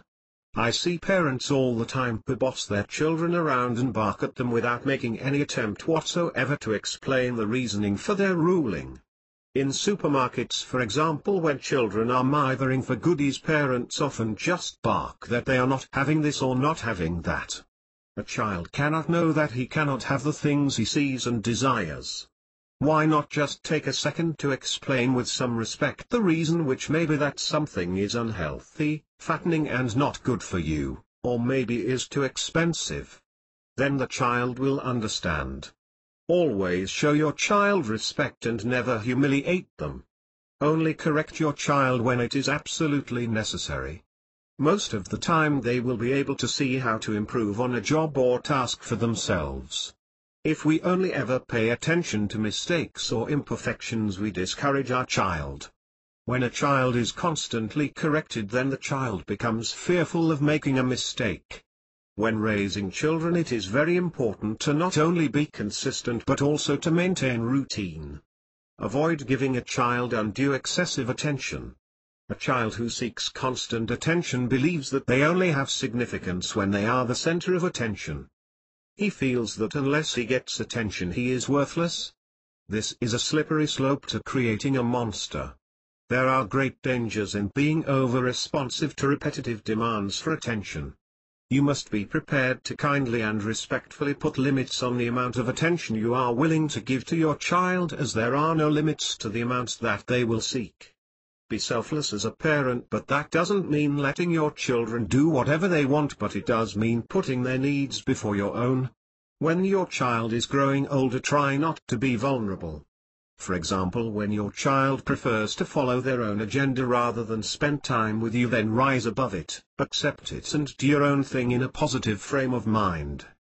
The space created will usually open up some other option or possibility. And most importantly, play together and have fun together with your children.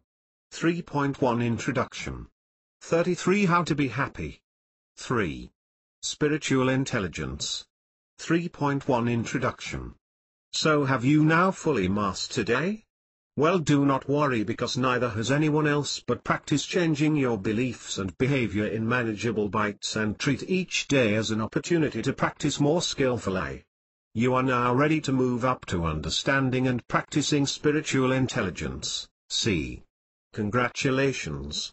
You do not have to be totally emotionally intelligent to be able to experience and practice C in some aspects of your life. In any area of your life where you truly understand and practice A, you are ready to move up into C in that area. Few people are so saintly that in some situations they do not sometimes regress and act in a childlike or emotionally unintelligent way. But if the general direction is up and one of inexorable general progress towards practicing A in more and more of our life, then that is the best we can hope for. C is the combination of applying I with the practicing of a number of spiritual behaviors, which I will elaborate for you, such as listening to your intuition, living in the moment, and feeling love and compassion for yourself and others. C is expressed as the awakening of the missing piece of most people that addresses the ache that we all feel, that there must be more than this to life. C comes entirely from within and is the route to happiness. It has nothing to do with any religion, guru or deity. One way of seeing C is that it is about living life at the level where we appear to be connected with each other, and to be at one with, and an integral part of the universe. Some describe C as insight, or awareness, and Buddhists describe the C goal as enlightenment. Whatever we call it, it is very rarely a sudden and total transformation, a finishing line that we cross and suddenly we are perfectly spiritual people. It is much more likely that you will be better in some areas than others and behave with more skill in some areas than others.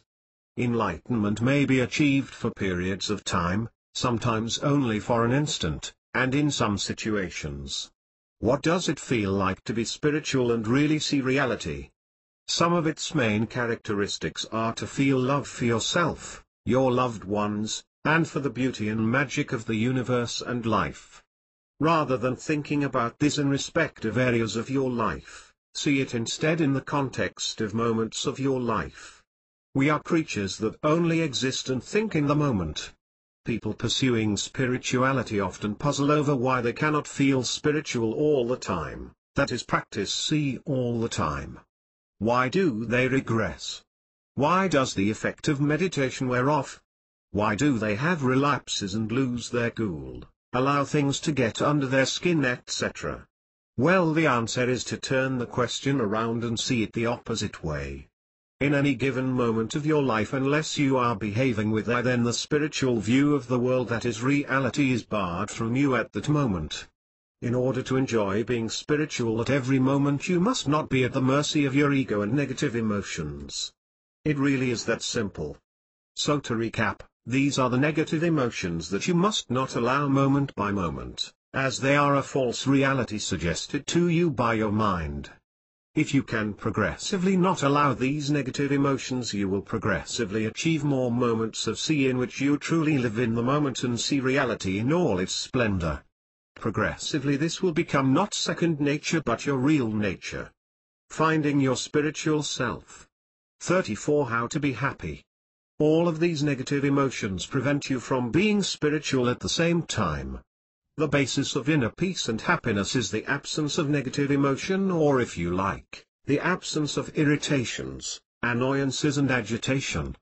3.2 Finding your spiritual self. The starting point in your journey to behaving with C is to try to see and understand the real nature of your existence. All that exists, including all human beings, all life and all matter, are part of one integrated system. To believe that you are looking out on the world is a delusion. You are part of a flowing river of existence. Life on this planet is a never-changing soup that is in an endless cycle. You must see yourself as part of that. An aid to a more real visualization of your position in the universe is to see yourself as one of a massive flock of birds all flying in convoy in the sky. You will have seen that they will twist and turn in a giant formation as if they are controlled and have a leader, but they do not. Each bird flies and moves following rules which have evolved over millions of years, which enable it to be part of the flock as if the flock as a whole was a single entity. This is a really important concept, because to attain insight and awareness you have to be free from the notion of self and the self, me, I perspective. Who and what you are is the product of countless generations of mothers and fathers who have contributed to and helped develop and evolve you. What a privilege! Yes, you are an individual and alone in one senator say, but also you are absolutely an integrated part of the soup of life on this planet in more ways than you could ever know. You do not think those birds are. Engage in daydreaming about negative interpretations of life and its events. Worry. Allow conditioned aversion, especially with respect to people. Allow envy, jealousy. Allow craving of any sort. Allow hate. Allow downward depressing spirals from the deliberate negative misrepresentation of the news by the media. Do not. Searching for your own truth. Practicing spiritual intelligence. Finding your spiritual self. Finding your spiritual self. 35 How to be happy. Alone, do you? You can be connected to people all around who love, support and cherish you, and who you can in return love, support and cherish. Look inside yourself. Happiness is a state of inner fulfillment, a deep state of well-being, not the gratification of inexhaustible desires for outward things. In fact, happiness can only ever come from within and ultimately from purely being, that is, existing.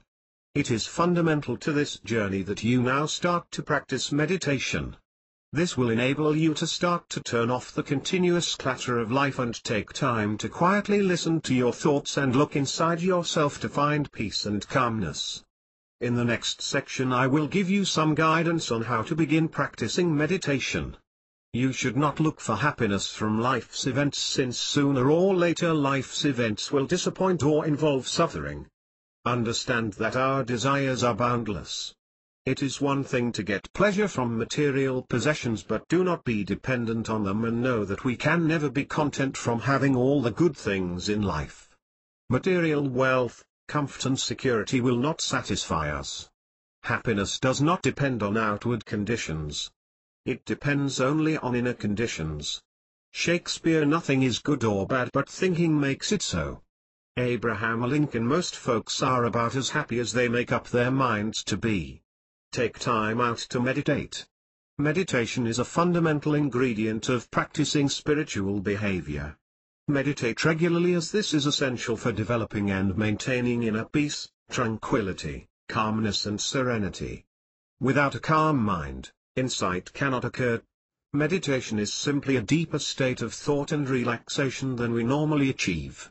But this is not to be regarded as another job or chore to be fitted into your busy schedule. On the contrary, meditation, when you get the hang of it, is pleasurable. It can be like having your head stroked by a loving parent as a child, or the emotional equivalent of having a massage or relaxing in a hot tub. You will definitely find it actually makes you feel better and has an effect that endures afterwards. You must take time out on a regular basis to listen to your thoughts, not to pursue them but rather the opposite, to observe them and not pursue them. Instead, the skill is to be able to just let them go, without following them or worrying about them, and thereby learning how to not be a slave to the endless clatter of thoughts that invade the mind. You understand that thoughts form and can dissolve away like wavelets on the sea, and you do not have to seize each one and process it. Meditation is essential training for developing your ability to live in the moment, and to be able to accept or reject your thoughts. As you gain experience with meditation, you will begin to be able to cease the endless desire and anxiety that can pervade normal life. The thought process that endlessly generates the ego comes to a stop. There is then a window within meditation that there is no thought-creating self, and no self-concern. Insight arises through meditation when we have abandoned desire and anxiety. Meditation is not a religious practice, is not prayer, and is not hypnosis. It is, however, widely promoted and recommended by most personal transformation methods, and for the very good reason that it works. People often meditate in groups because the discipline of attending a group can help in making the time to do it, and that is fine. But essentially, meditation is a personal and individual experience and can be done anywhere, anytime. Here is a brief guide on how to meditate. Start by relaxing your physical body. Try to get comfortable sitting in an upright position, perhaps with your hands on your lap. Concentrate on relaxing your neck, legs, arms, in turn, but then try to let them go. B.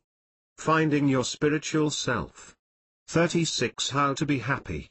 Aware of background noise in the room or wherever you are, but try to let that go too and not be distracted by it. It is important that you do not drift off to sleep when you are meditating, so the perceived wisdom is that you should keep your eyes half open, but personally I prefer to close mine. If you find rituals such as having a Buddha figure in the room or burning incense conducive to creating conditions that assist your meditation, then there is nothing wrong with using such aids. Now, as your meditation begins, quietly and calmly observe your thoughts, but then let them go. Instead, try to just concentrate on your breathing, and specifically the in-breath and then the out-breath, and so on. Each time a thought comes into your mind, try to let it go calmly, but practice returning your concentration to just the in-breath and the out-breath. A widely used breathing technique is to breathe in deeply but normally, but to extend the out-breath for longer than usual. You are trying to just concentrate on being aware of your very existence and just being alive and breathing. You are trying through meditation to get to know and make friends with your inner self. After a while, the predictability of your mundane thoughts may even start to amuse you. Learn through meditation that you can accept or reject your thoughts, and that they are only thoughts and have no power over you. It is believed that just concentrating on your breathing is a good discipline, because if you can train your mind to do this, then you are on the way to being able to control your mind and thoughts during normal life when you are not meditating. Being able to meditate takes a bit of practice and is a skill, but you will quickly acquire it, so please do not be put off if on the first couple of occasions that mundane thoughts and worries keep invading your mind. This is the very reason you need to keep going, because you absolutely will get better at it.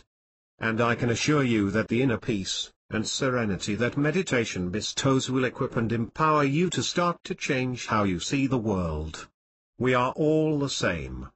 Understand, we are all more alike and in the same boat than you might think. Everybody is seeking happiness. Our basic needs are to be loved and to find our own purpose and meaningful connections in life. Everybody wants to love and be loved. Everybody wants to feel important and appreciated. Know that when you strip away the armor of their outward togetherness, everyone is really a little bit of a fiasco. We are all connected and codependent. Everybody is dependent on a vast number of other people for so many things, for example, farmers to grow their food, retailers to operate the shops where they buy food and other goods, oil production and refining, and distribution for transport, goods distribution and a myriad of other products, generation and distribution of electricity. Anyone who has ever endured a power cut that has lasted more than 24 hours will know how quickly everything else degenerates without electricity. Medicine, doctors, nurses, hospitals and paramedics, storage, purification and distribution of water which is essential for life. Police who maintain law and order to keep you safe and free. There are many examples of how when natural disasters disrupt policing, then civil disorder, mass looting and worse set in within a few hours. Artists who work in the movie industry, television or sport to entertain us. Understand that if you are successful and a high achiever, it is because you are merely standing on the shoulders of those that gone before you in your field or business. You personally have invented very little of the knowledge and skills that you have and apply. The river of human knowledge and human ingenuity is merely flowing through you during your brief life. If you are, for example, a great musician, you owe so much to the people before you who have created the music, to the people who have educated and finding your spiritual self. 37 How to be happy. Encouraged you, and to the people who have made your instruments, and to your audience or customers who finance your lifestyle and enable you to follow your chosen field. You owe everything to the people who have worked in your field before, and to your parents who have given you the example and role models, love and encouragement to learn and facilitated and provided your education. I cannot put this into any better words than the totally insightful and unforgettable words of Michelle Obama, who when addressing a group of schoolgirls said, "I am an example of what is possible when girls from the very beginning of their lives are loved and nurtured by the people around them." And finally, a spiritual high-achieving person does not feel the need to bully or belittle others below them, they do not feel smug and elite. Rather they use their position of power or privilege to inspire and encourage others and to give something back. The miracle of the beauty within us. The world that we see is merely a construct of the mind. We are reminded of this when we have a lucid dream in which people and places all appear just as they do when we are awake. Everything that exists is essentially only energy. In fact, everything in the universe is connected. It is just one energy field. Our minds have evolved an extremely advanced set of ways of representing the energy that is presented to us, very analogous to holograms. But make no mistake, sound, color, heat, cold, taste are only really models in our brains and are merely interpretive ways of representing energy, and are ways that have conferred evolutionary and survival advantage to earlier forms of life. Our advanced and very clever brains present a very sophisticated show of color, sound, and smell to us to enable us to navigate our environment.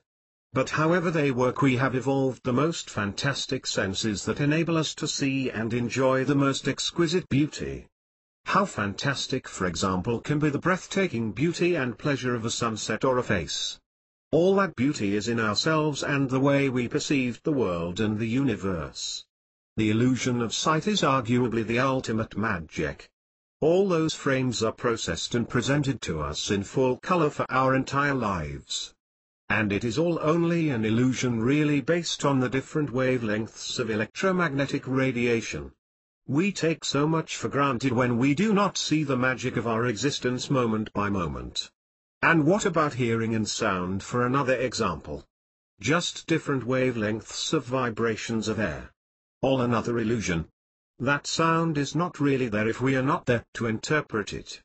But what a miracle that we have brains that can process it and distinguish between millions of sounds and thereby enable us to enjoy the exquisite pleasure of music, be it pop or a full orchestral symphony. Again, all that beauty is within us, and some people take it all for granted. To be philosophical for a moment, we are both the creators of the beauty of the universe, in our minds, and the beholders who appreciate and enjoy the beauty.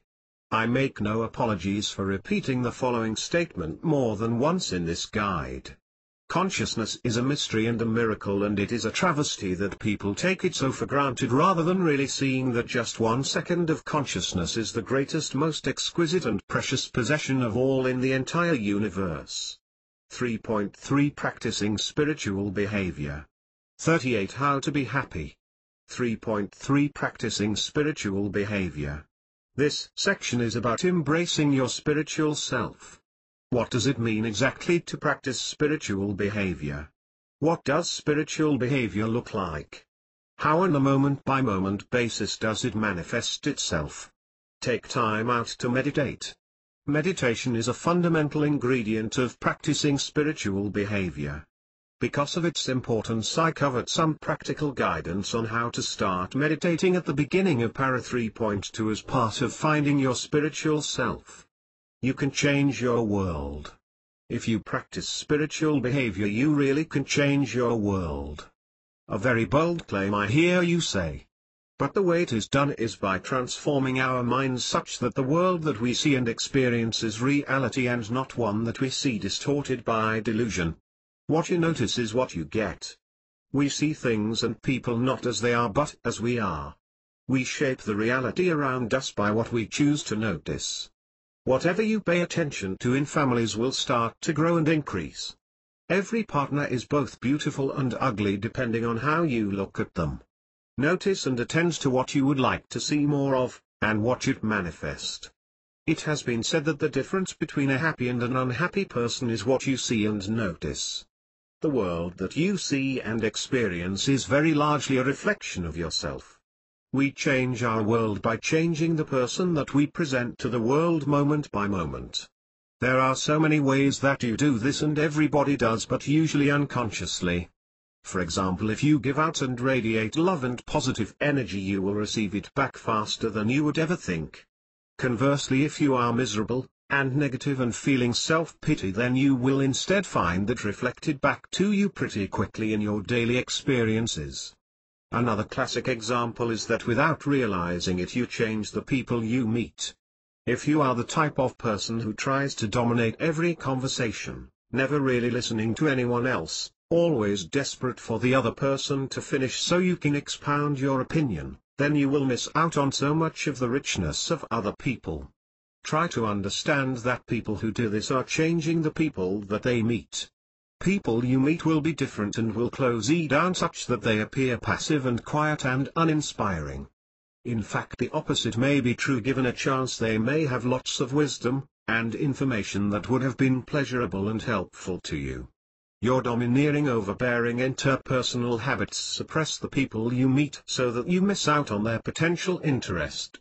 It is always surprising to me that when you start to talk to anybody, whatever their initial impression and appearance, they have an interesting story or angle to tell. But many people dismiss the people they meet and shut them out and never get to enjoy them. And away from you, the people you meet will regard you as an overbearing know-all, so you damage the potential friendship that you might have had with them. What is your point? Have you become so arrogant that you believe that you already know everything and your job is to prove that to everyone you meet? Are you still being controlled by your ego? Do you now believe that no one can tell you anything ever again? If you suffer from this, try and relax and start to watch the richness of people being revealed in front of your very eyes instead of stifling it. You can change the people you meet simply by wearing a smile and listening to them and asking open questions and genuinely being interested in them. Go and try it, you will be amazed. I say again that the world that you see and experience is very largely a mirror of yourself. 3.3 Practicing Spiritual Behavior. 39 How to be happy. Love. The Beatles sang "All you need is love, love is all you need," and it was all true. It is fundamental to being spiritual to love yourself and those around you. Love is the ultimate emotion to which man can aspire in normal life. This is unquestionably true, but even in the most hopeless and desperate situation, for example being a prisoner in a concentration camp, or a passenger in an aeroplane that is falling out of the sky, you can still know bliss and contentment through the contemplation of loved ones. Practicing loving kindness could be defined as having a strong wish for the welfare, well-being, and happiness of others. This may take the form of, for example, consideration, compassion, empathy, sympathy, wanting the best, and support for others motivated by warm-hearted affection. On a day-to-day basis, what practical steps can you take to put your love for those around you into practice? Live in the moment. We have all heard this expression so many times that we say, yeah, I know all about that. But most people have little idea what it really means. Before I embarked on my own journey of spiritual learning and searching, I thought that living in the moment just meant being alive to and noticing and savoring, for example, a particularly beautiful natural landscape or sunset, or hearing and savoring a piece of beautiful music, etc. But I have learnt that behaving with C takes living in the moment to a whole new level that most people never know about. Living in the moment is often alternatively referred to as awareness, or aliveness, or being awakened. In Buddhism it is called mindfulness. Behaving with C means feeling for the rhythm of the moment. It means connecting with and synchronizing with the moment and consciously choosing your actions and responses with care. Living in the moment is the most important manifestation of spiritual behavior, and therefore this is an inevitably lengthy section in which I will give you several examples to illustrate it. We do not need time travel for people to live their lives in the past or the future. They are very good at doing that for themselves. We need time travel to enable people to visit the present. Consciousness is a mystery and a miracle that should not be taken for granted, and it is a travesty that people squander their thoughts in so many ways instead of using them to be here for the present and practice interests in others. Look for ways in which you see that we are all the same and in the same boat. Look for the good best in people. Treat everybody respectfully regardless of your perception or assumption about their social-economic status or any other status. Be open and accepting so that people can feel comfortable around you. Find ways to connect personally with others at an honest human level. Ask sensitive questions and identify common areas of interest. Practice tolerance. Wear a smile. A smile contains so much information from within. Compassion for others. Practice loving kindness. Practical steps to expressing love. 3.3 Practicing spiritual behavior. 40 How to be happy. Now, what does it take for people to see that 1 second of consciousness is the greatest, most exquisite and precious possession of all in the entire universe? Some examples of what it means to really be in the present are: avoiding conditioned thoughts. It is about monitoring and observing your own thoughts and reactions, and blocking conditioned responses of, for example, defensiveness, ego, aversion, attachment, and other negative emotion. Sadly, many people live their entire lives asleep, completely unable to ever realize that every behavior, every thought, every response that they have learnt is from someone else. They never have a single thought that is truly their own. The free choices that they believe they exercise are in reality from a menu that they have been brainwashed with, mostly by their parents, the media, and marketing. Unless we are awake, we think we are free, but there is probably not a gesture, a thought, an attitude, a belief, or an expression that is not coming from someone else. We are in many ways conditioned clones of each other. You must live in the moment, because the consequences of not doing so are that your autopilot will merely respond to situations with conditioned responses. That is, you will always be constrained by your past and childhood. You will never be free from your past to grow and improve. The conditioned responses presented by the mind will often or mostly be from the orientation of your ego or sensual desire, craving, and as such are raw or basic emotions. The point about living in the moment is that you do not believe and accept everything you think, and instead apply fresh intelligence to each moment. Avoiding addiction and aversion. Whenever you are wanting, or craving for something bigger, better or different, you are by definition not in the moment, appreciating life just as it is.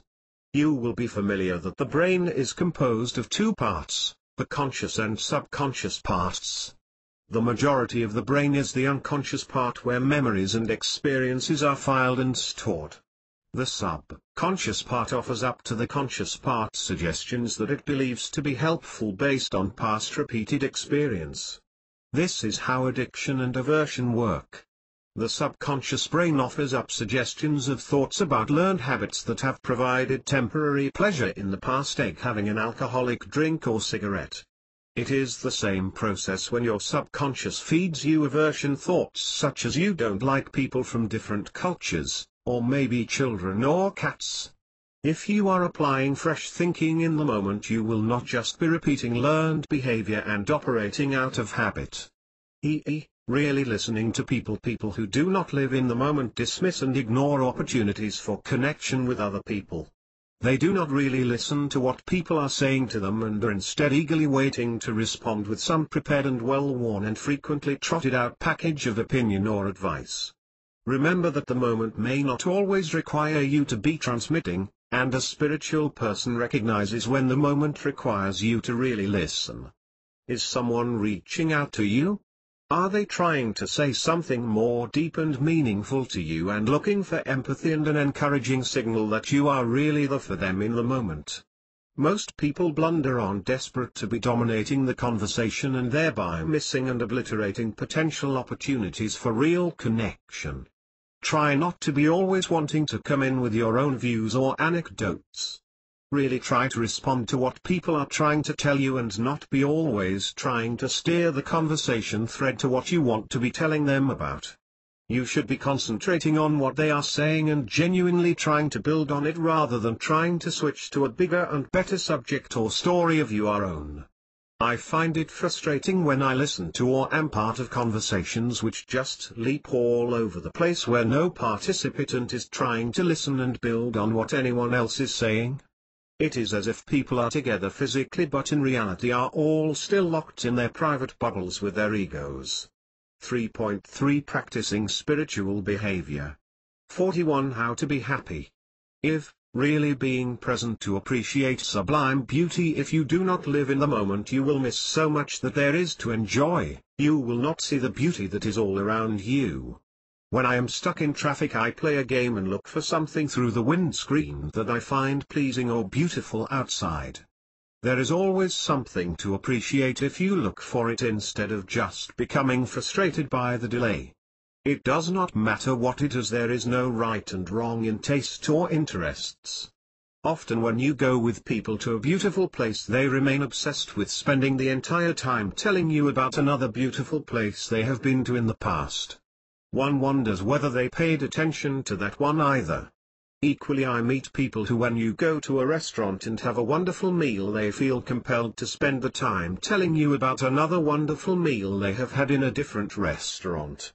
It is as if some people really are unable or frightened of actually living and experiencing the now. So when you are in a beautiful place or having a wonderful meal or having any other exquisite or sublime experience, please be there for it and not somewhere else in your head. I have been in beautiful restaurants with wonderful food and views with people who just transmit the same repertoire of stories and anecdotes regardless of their surroundings and the company. It is as if they are trying to block out the here and now. You must be sensitive to the real needs of enjoying the moment, which may be for quiet contemplation and not necessarily be always transmitting regardless. The modern-day curse of the anecdote has become so prolific and thereby so damaging that it deserves special mention. Telling long and rambling anecdotes has become such a widespread and prolific custom because people believe that it marks them out as a witty, funny and entertaining person. They require only a memory and not intelligence because they are learnt and can be trotted out over and over again. The problem is that they are increasing trotted out when they have little relevance to the here and now and thereby obliterate the real opportunity for an exquisite moment to be enjoyed. I have been with people in what could be a perfect moment, for example looking over a mirror calmly looking at a perfect and spectacular sunset, when all that is needed is some quiet contemplation to savor the moment in the quiet companionship of good friendship. But sadly so often someone will feel the need to block out the experience by filling the space with a long and tiresome anecdote, the relevance of which is only in the mind of the expounder. The group are dragged away from the present to another time and place, and most will merely shut down or switch off and chuckle politely at the end. Similarly, I see friends and couples out together, perhaps having a meal in lovely surroundings where the moment absolutely calls for them to be concentrating on each other and engaging and connecting with each other, but where instead they are just staring at and playing with their own smartphones. They could just as well have stayed at home in a small city flat, as they are making no effort whatsoever to enjoy and be there for the real moment and life that is in front of them. Instead they are falling back into a habit of aimless playing with texts, social networking, and Ipswich is a comfort zone that does not require any effort to face the present with freshness and enthusiasm. Be there for other people, not somewhere else. Be present for the people that you meet and interact with during the day. Increasingly people do not even concentrate on conversations with their friends and partner. Often people are just nodding but thinking about something else, or glancing at their mobile phones or the TV.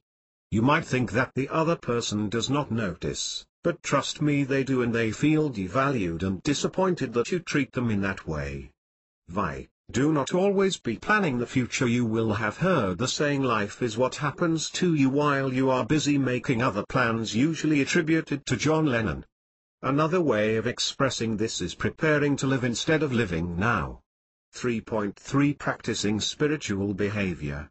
42 How to be happy. Many people spend their working week looking forward to the weekend and their weekend looking forward to their holidays. But until you learn to live in and enjoy the present and the now, your weekends and holidays, when they finally arrive, will be a disappointment. So do not spend your life looking forward to things.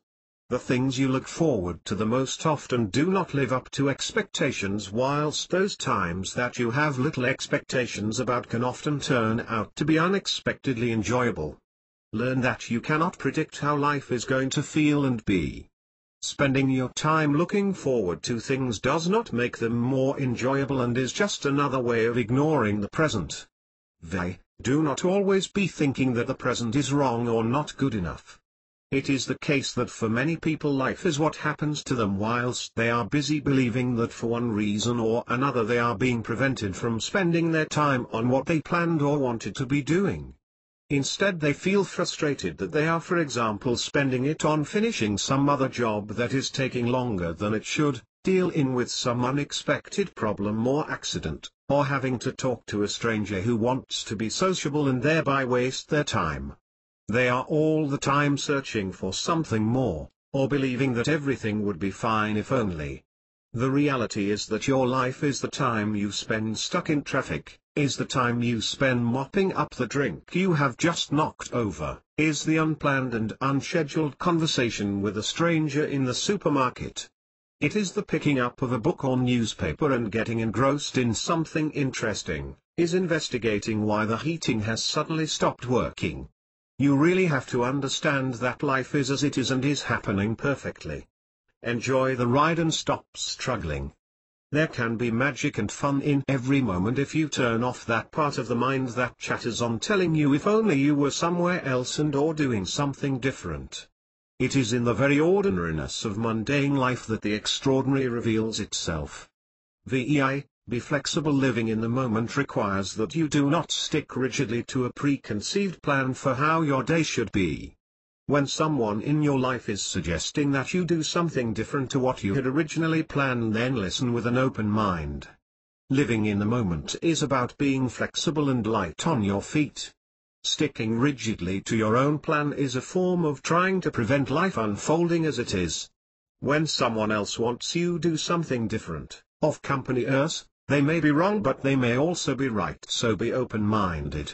When someone persuades you to change your plan or schedule, it can often turn out that they were right and it was a better decision. It also has the benefit that they feel better because they have succeeded in influencing you. When you do change your plan to accommodate someone else's suggestions, buy into it and give it your full commitment. Living in the moment means not being stubborn and inflexible and clinging to a preconceived plan that is in your head. Paying attention to the wonder of it all. Connection with the beauty of the universe. Really see. Enjoying the moment. Knowing and believing that you can be as happy and enjoy your time as much when on your own as when with your friends or loved ones. Feeling your life is so much fun you feel guilty about it. Feeling love for yourself and those around you. Feeling inner peace, serenity and contentment. Tasting each moment in life like you are sampling a fine wine. Being aware of all of your senses. Really feeling the magic of touch with your loved ones. Genuinely wondering, how can it be for some people that now is ever not enough? What it means to live in the moment. 3.3 Practicing spiritual behavior. 43 How to be happy. Purge all negative emotion. The way to happiness is to control your thoughts. It is the purging of all negative emotion, the purging of all mental toxins such as resentment, jealousy and craving which literally poison the mind. If on the other hand you are having good positive thoughts, it is impossible for you to feel bad at the same time because your thoughts control how you feel. Free yourself from your ego. You must eliminate the pride, ego, self-importance and egocentricity that places the self at the center of the universe.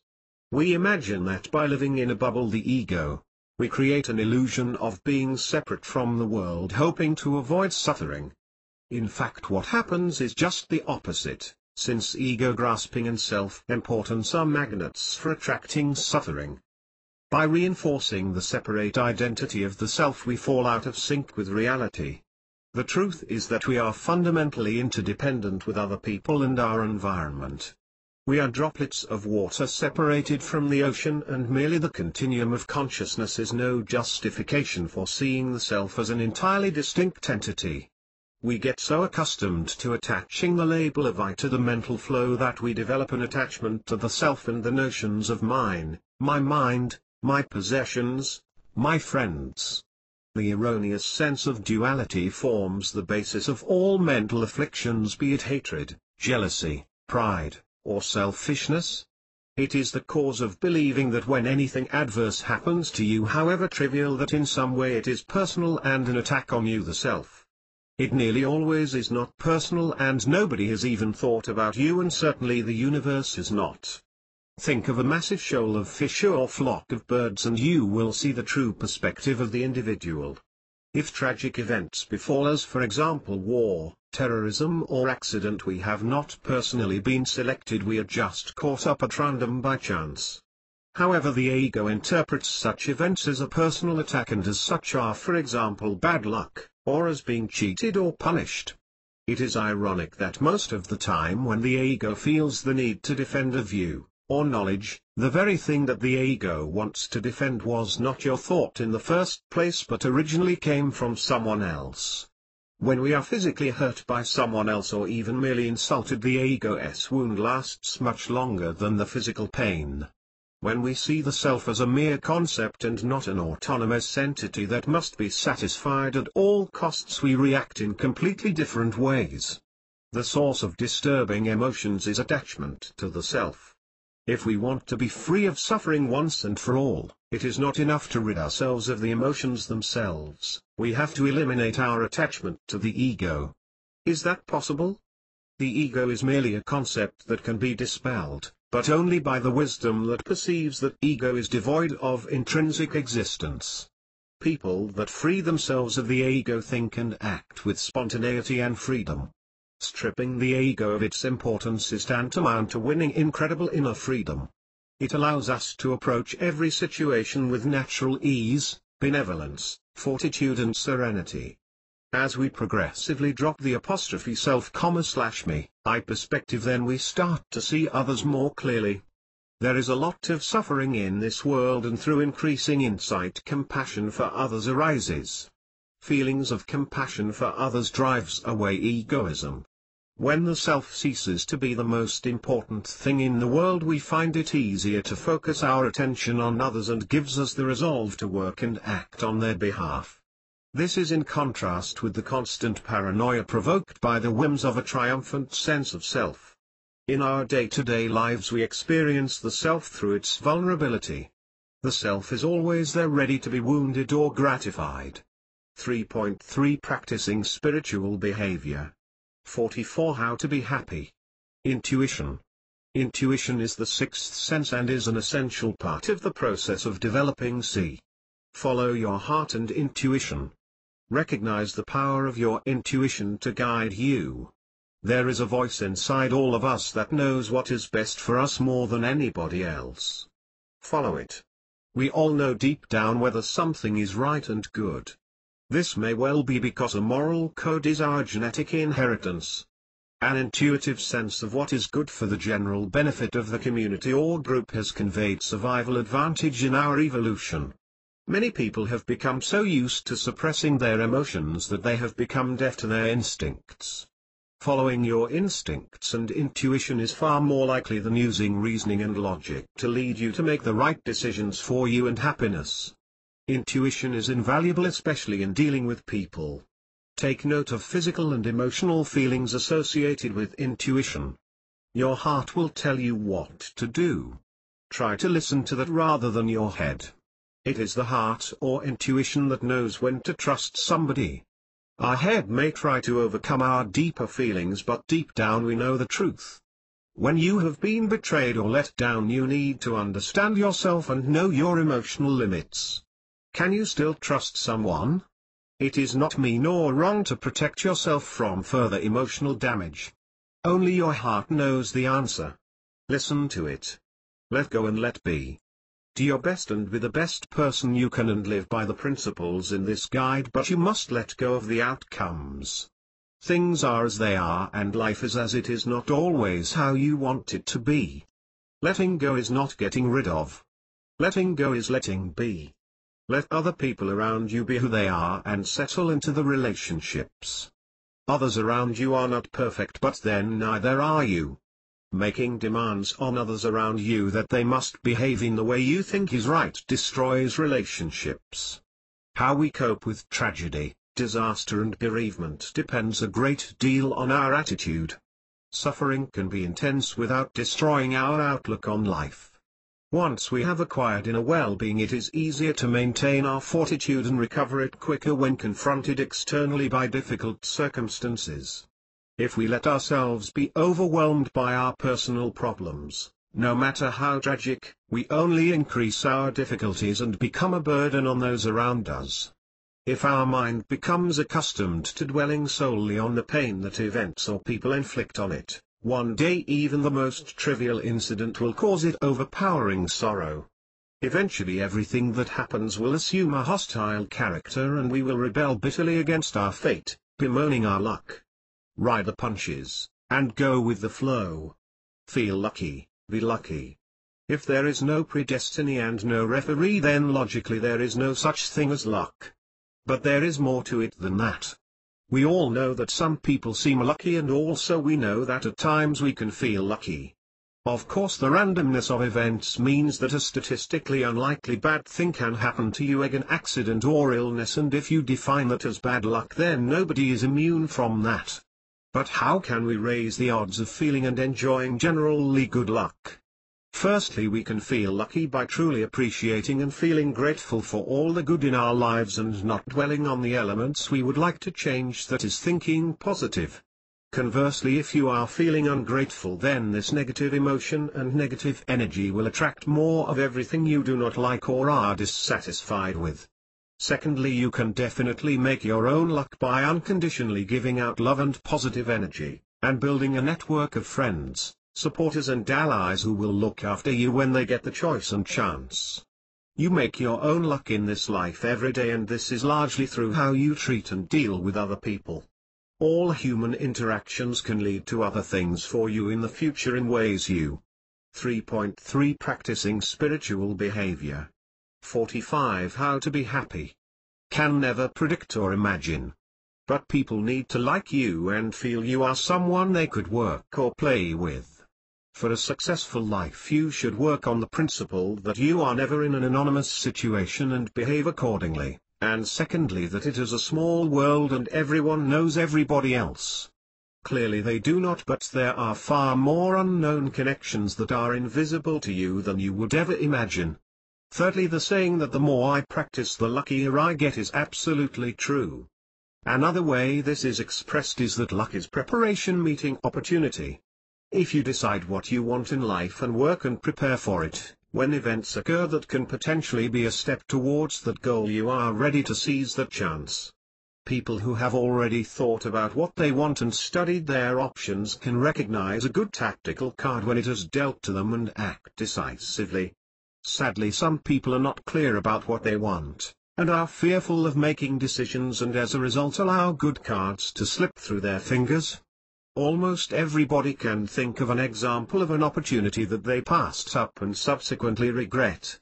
As you get older you will find that you regret what you do not do, and very rarely what you do.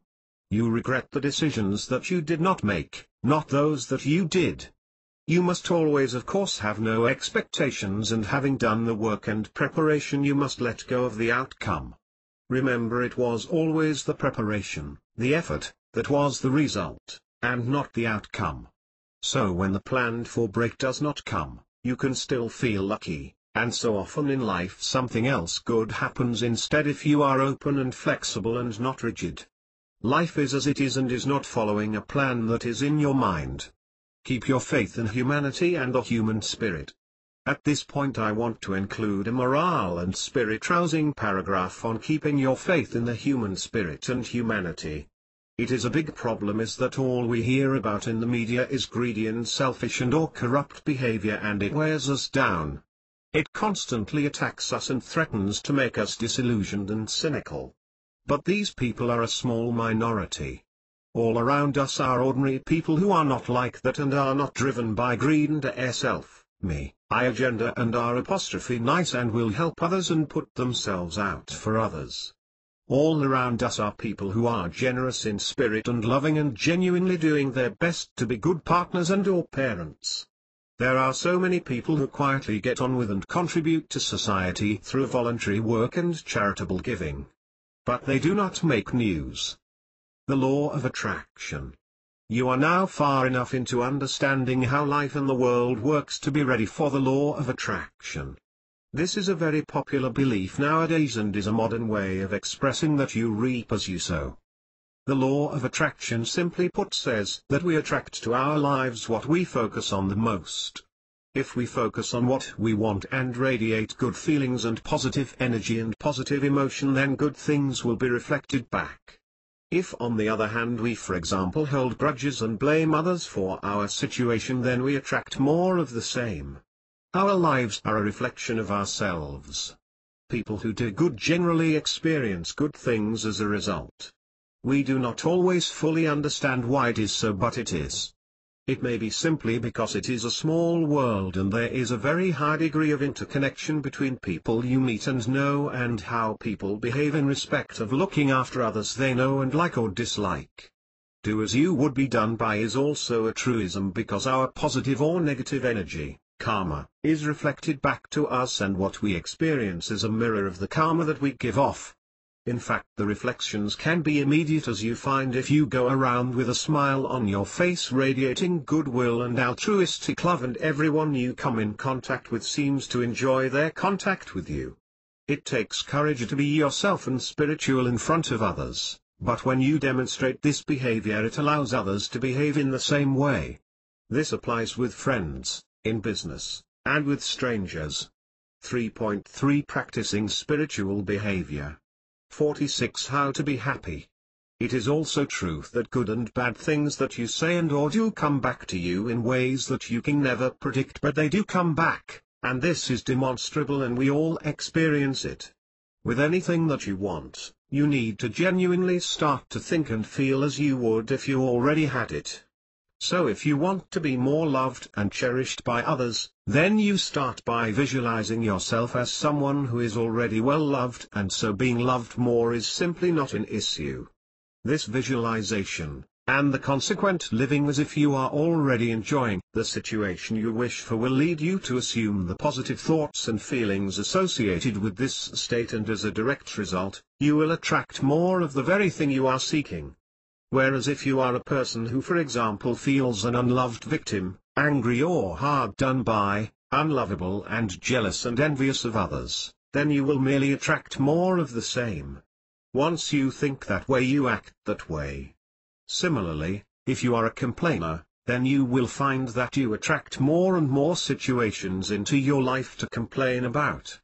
And if you spend your time listening to, and whipping up someone else complaining, and agreeing with them, then you also will attract more situations to yourself to complain about. Hopefully by now it is self-evident that you are deciding moment by moment how you view and regard and respond to your life as it unfolds.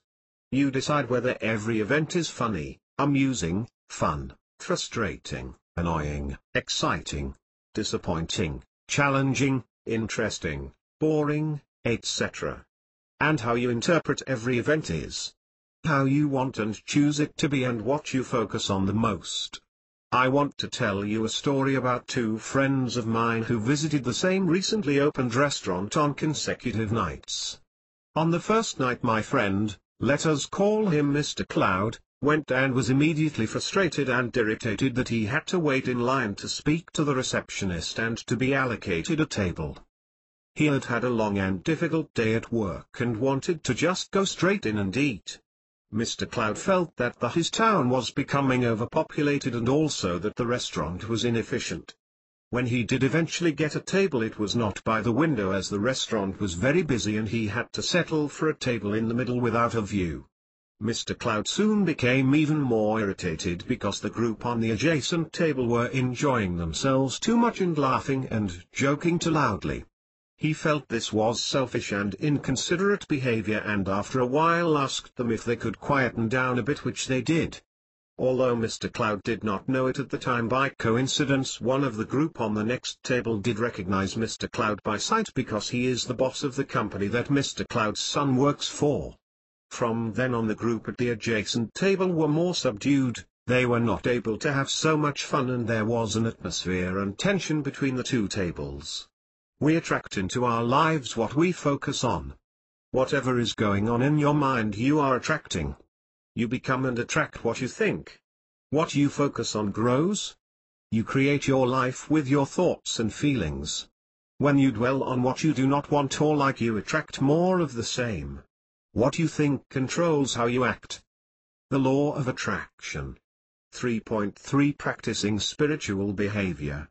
47 How to be happy. Anyway, when the waiter came to take the order, Mr. Cloud was a little annoyed by the young waiter's accent as he was an immigrant and his English was not that clear and Mr. Cloud found him difficult to understand. He turned to his partner in the waiter's hearing and said that he would have thought they could have hired someone who spoke English.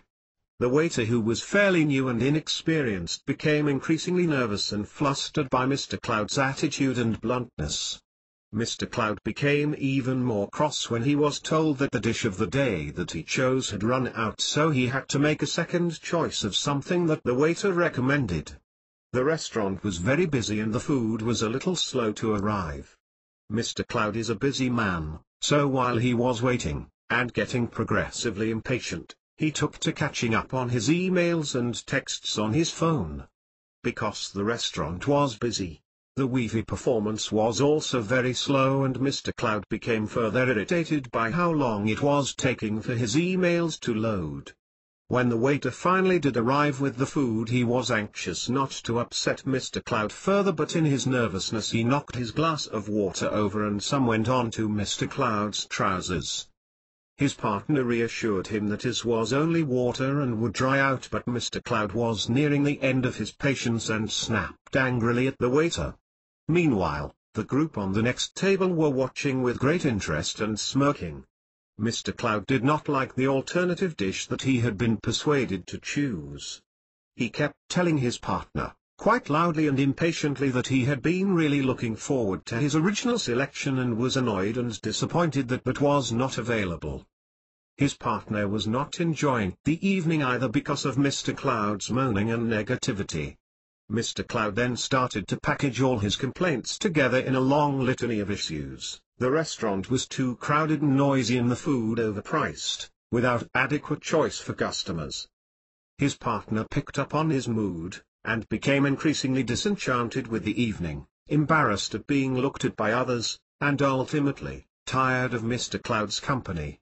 The waiter too picked up on his animosity and attitude and became increasingly curt and tight-lipped in his responses. When Mr. Cloud came to pay the bill, he demanded a reduction due to the poor service he had received. The waiter was not able to deal with this, and the manager was called. Mr. Cloud argued volubly with the manager and took another 20 minutes, during which time Mr. Cloud became more angry, loud and animated, and his partner more and more embarrassed. When he left, of course, Mr. Cloud did not leave a tip but was further irritated when he got back to the car park because he had spent so long arguing with the manager that he had incurred a hefty parking surcharge as he had exceeded the maximum stay. On the drive home he moaned further to his partner, swearing that he would never go back to the restaurant and that this always seems to happen to him. In his view, the standard of service everywhere is in serious decline as he never gets good service anymore. Over the next few days Mr. Cloud took every opportunity to tell friends and acquaintances, which of course included me, all about his experience, how angry it made him and how this is symptomatic of a wider decline in society. By complete coincidence, another friend, let's call him Mr. Bright, went to the very same restaurant the following evening. When he arrived with his partner, Mr. Bright was not surprised to be met by a queue because he knew that the reputation of the restaurant was growing, particularly given some recent positive press reviews. This made him even more excited about the prospect of the food to come that evening, and he reinforced this to his partner by saying how lucky he felt to have secured a reservation and what a good addition the restaurant was to the town. When Mr. Bright finally got to the front desk and the hostess apologized for the wait, Mr. Bright said, with a smile and enthusiasm, that he was glad business was so good for them and was delighted to be able to come as he had wanted to for some time. He also noticed and complimented the decor of the restaurant and its fresh modern design. The restaurant was just as busy and Mr. Bright similarly found himself on a table in the middle. He commented to his partner that this table gave them a good view of the chefs frenetically cooking the food out in the open at 3.3 Practicing spiritual behavior. 48 How to be happy. The back of the restaurant, which is always interesting and amusing, and also it was warmer away from the entrance and the windows. Coincidentally they were served by the same waiter and Mr. Bright inquired of the young man where he came from as he had such a melodic accent. When the waiter explained he was an overseas student doing a summer job, Mr. Bright engaged in a short discussion on the course the young man was following and its location and found out that he had visited that same city in Europe. The two men exchanged some friendly small talk about the historic nature of the city and how well it had been preserved and what a terrific visit Mr. Bright had had a couple of years previously. It was now time for Mr. Bright to order. He asked the waiter for his recommendations, saying that he was always up for trying new things, and had had some great recommendations in the past from waiting staff. Mr. Bright followed the waiter's tips and thanked him for his suggestion. While they were waiting for their food, Mr. Bright and his partner could not help noticing that the table next to them was engaged in a rather noisy celebration. They seemed to be really enjoying themselves and Mr. Bright and his partner exchanged smiles, commenting to each other that this was definitely the fun place to be. They both felt uplifted by the laughter and enjoyment around them and excited to be part of such a buzzing venue. The food was again slow to turn up, but Mr. Bright was content as this gave him and his partner the chance to catch up on the day, savor the wine, and indulge in a little light romancing. When the food finally arrived, the inexperienced waiter accidentally knocked over the water and Mr. Bright was quick to reassure him not to worry, saying, with a smile, that we've all done it and that it was only water. Mr. Bright was glad to have tried a new dish, but felt he probably wouldn't choose it again. He was however delighted his partner really enjoyed their meal and made a joke of stealing a couple of mouthfuls. Towards the end of the evening, the manager toured all the tables to check with customers how they had found their dining experience. Stopping at their table, Mr. Bright and his partner replied enthusiastically that they were so glad to have got in, that the place had a real buzz and that they had had a lot of fun, and would definitely be back. The manager thanked them and offered them a liqueur on the house and a loyalty card which would give them a discount for this and future midweek meals. Mr. Bright's evening ended positively, with both parties feeling that they had had an enjoyable experience, one that they would want to repeat, and that it was always fun trying somewhere new. They told 5 other couples within the week about the new restaurant. Mr. Bright reflected on how up-and-coming the area was and how great it was that the service and quality of all the restaurants in that area was so consistently good, and that he felt lucky to live here and be able to experience it. Visualization and goals. The law of attraction leads us into the role of visualization and goals. Visualization is the practice of creating pictures in your mind, seeing yourself in the situations that you want. This can be anything from, for example, being in a successful primary relationship, being slimmer, or having a different job or home. And most importantly, it can and should be seeing yourself as a happy person. Visualization is a very powerful practice because it works and is now widely used, for instance, with professional sportsmen. When you are visualizing how you want life to be, then you have taken the first step to thinking and behaving in such a way as to attract the life that you want. But you have to be sincere and honest about it, because that is how attraction works. If you are underneath still at the mercy of negative energy and negative emotion, then that is the type of life you will attract, and visualizing being happily married in a new home is not going to work. The law of attraction cannot be fooled or tricked. 3.3 Practicing spiritual behavior. 49 How to be happy. Let me illustrate visualization with the example of losing weight, but it works exactly the same for everything. You need to visualize yourself having lost the weight that you want to lose. You need to see yourself as that person who has already lost the weight, and the reason for this is that you are generating the thoughts and feelings of having it now. This is a very important principle of the law of attraction. You attract the thing you want by assuming the thoughts and feelings already to allow the thing you want to come to you. Once you think like that, you act like that. If on the other hand you still have issues of self-confidence and self-esteem, and you do not love yourself as the result of your current weight, then clearly all you will do is attract the same, and you will continue to comfort eat. This is such an important concept, and it applies to everything, so let me run through it again, still using this example of losing weight. You have to feel good about yourself and love yourself, and that includes your body and physical appearance. If you feel bad about your body, or even more extreme hate your body, then you will continue attracting more feeling bad about your body.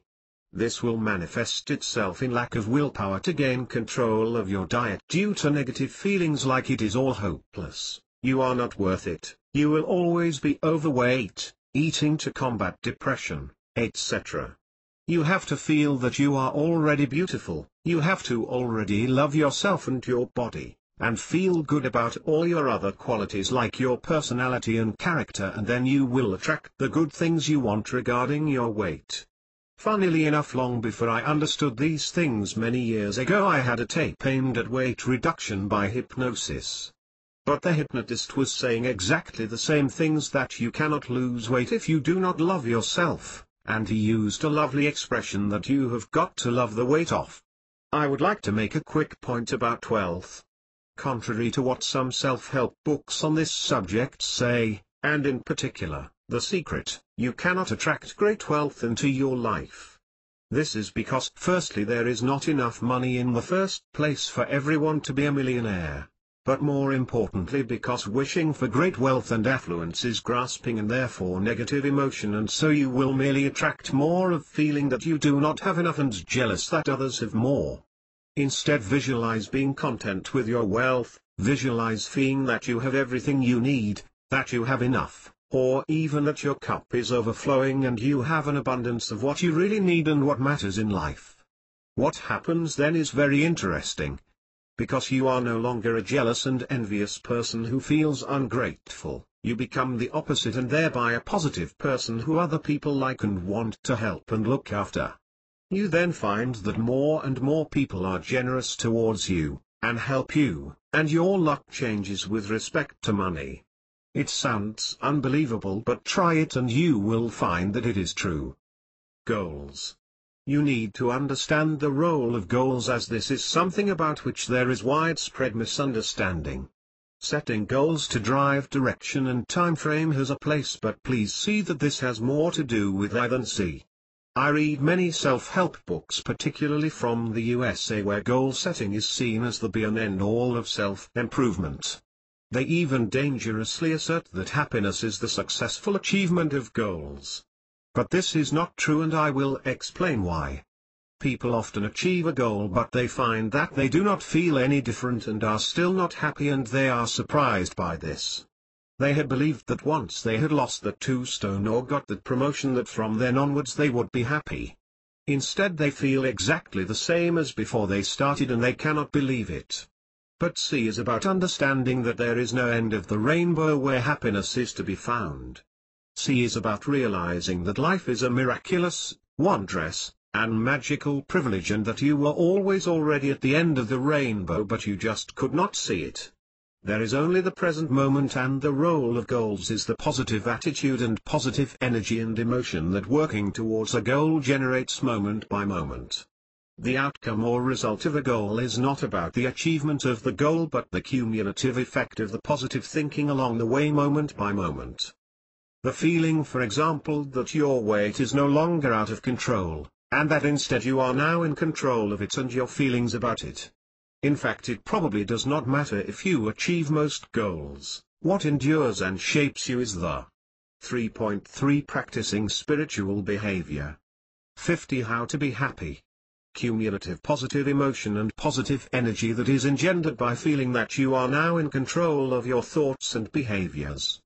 Having goals is fine, but you need the wisdom to really understand that it is the change in your thoughts, cultivating loving yourself and self-esteem, being in control of your thoughts, that is engendered by pursuing a goal, that is the source of happiness. Happiness is not a place that you arrive when you have achieved a goal.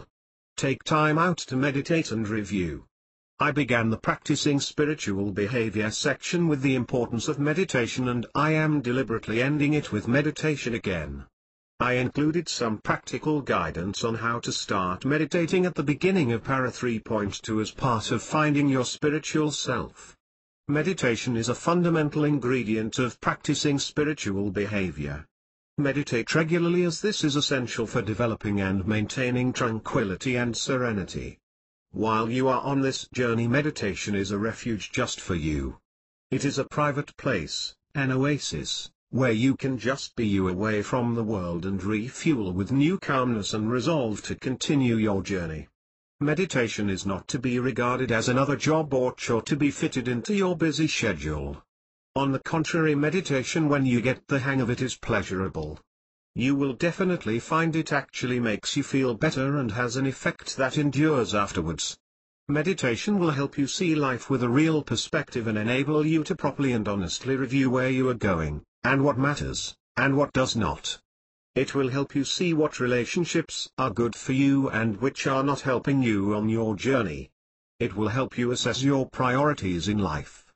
These are all bold claims, but meditation is not an ancient and worldwide practice for nothing. And finally, what if life just gets too good to handle?